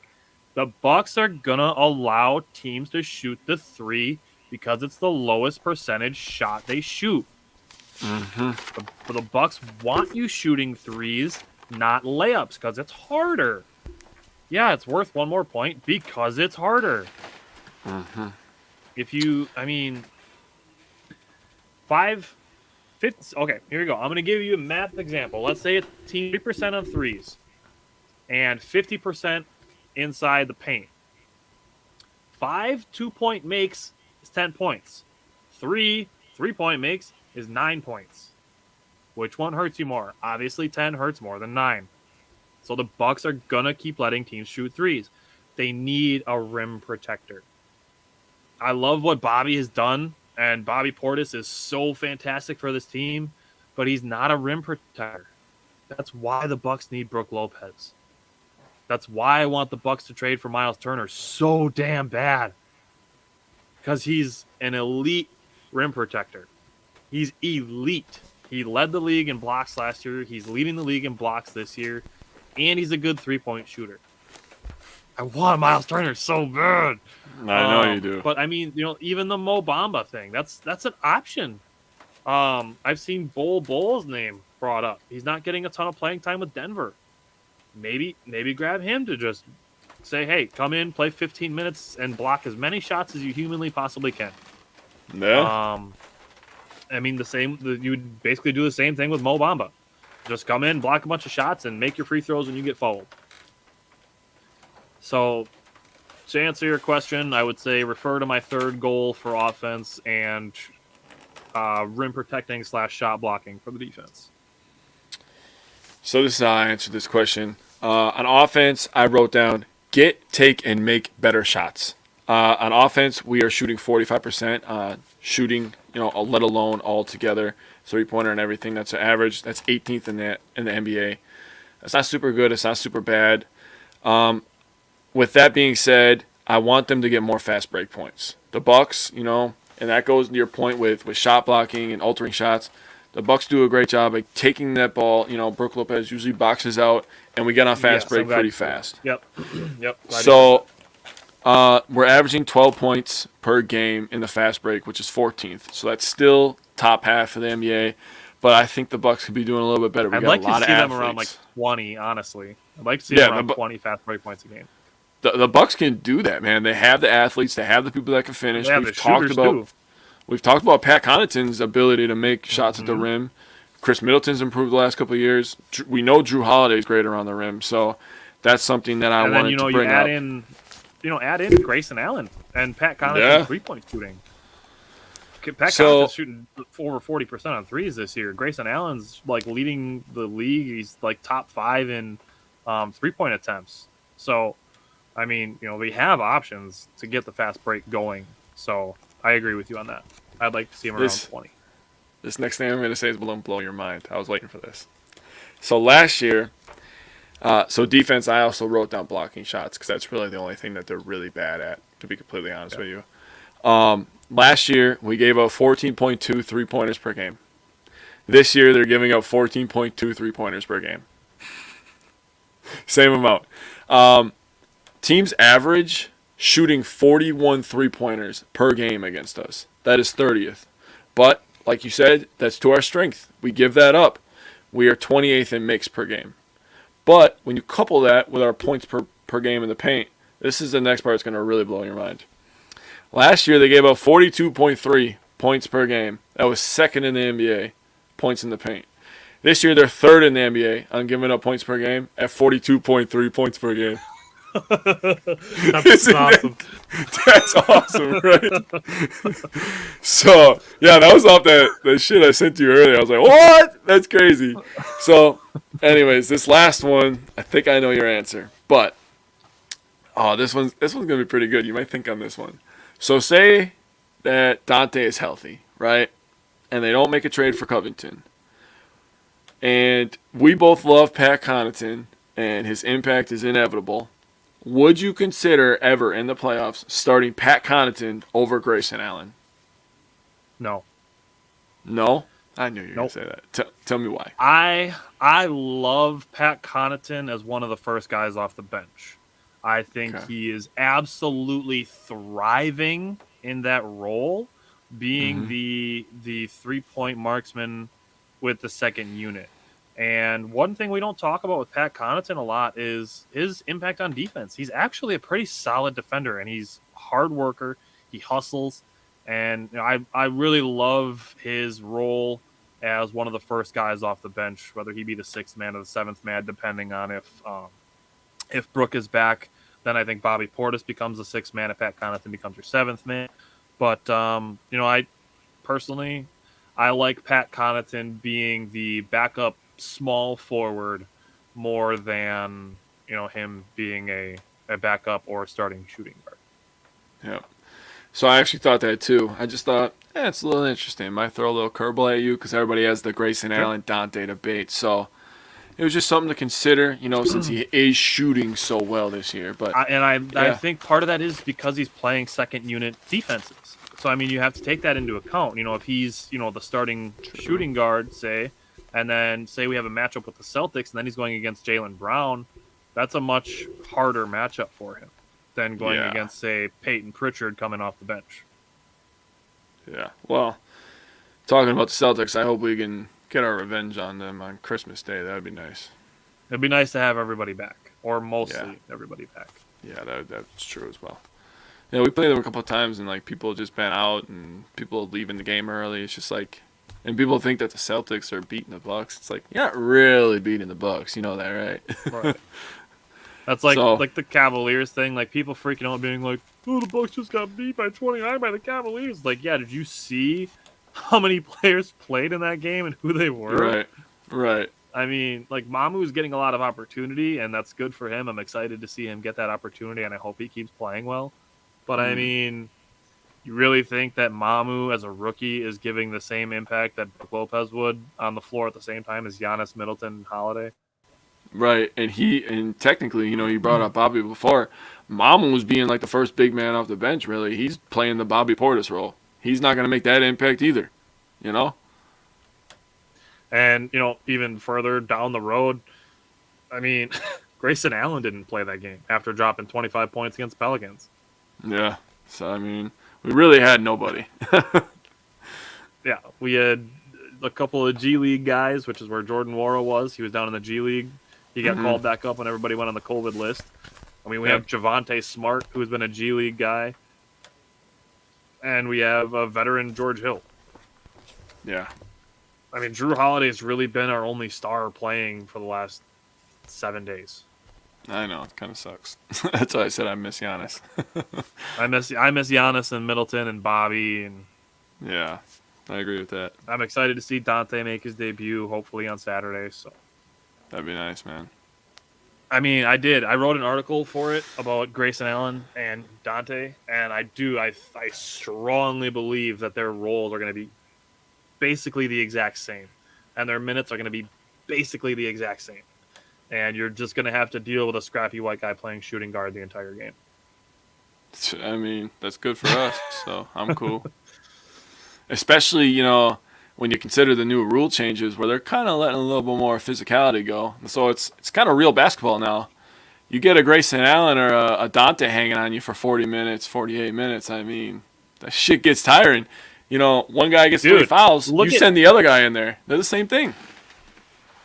Think about that against the Nets. We talked about missing Dante last year against the Nets when we were talking about defending Kyrie and Harden.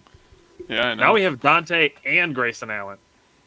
And the rules are changed. And the rules are changed, which is a huge thing. They should have just called that the James Harden rule, but I can see really should have. They didn't want to. Yeah, he probably would have cried about it. He cried about it anyway. he still did, yeah. That's true. All right, so as far as the health and safety protocols are concerned, Budenholzer said he feels like we're about to turn a corner. So, I mean, we're really just a few days away, so just calm down today and tomorrow. Don't freak out. I mean, Middleton's back tonight, so we got 2 of the big 3 back. Hopefully by Saturday we'll have all 3 back. So I don't know if you got anything else. No, sir. Just go Pack, go, and Bucks and 6, baby. All right. So go Bucks, go Packers, and Merry Christmas. Yes, everybody drive safe. Enjoy your families. Do not forget that part. That's the most important part. That means you as well, buddy. All right, later, my man.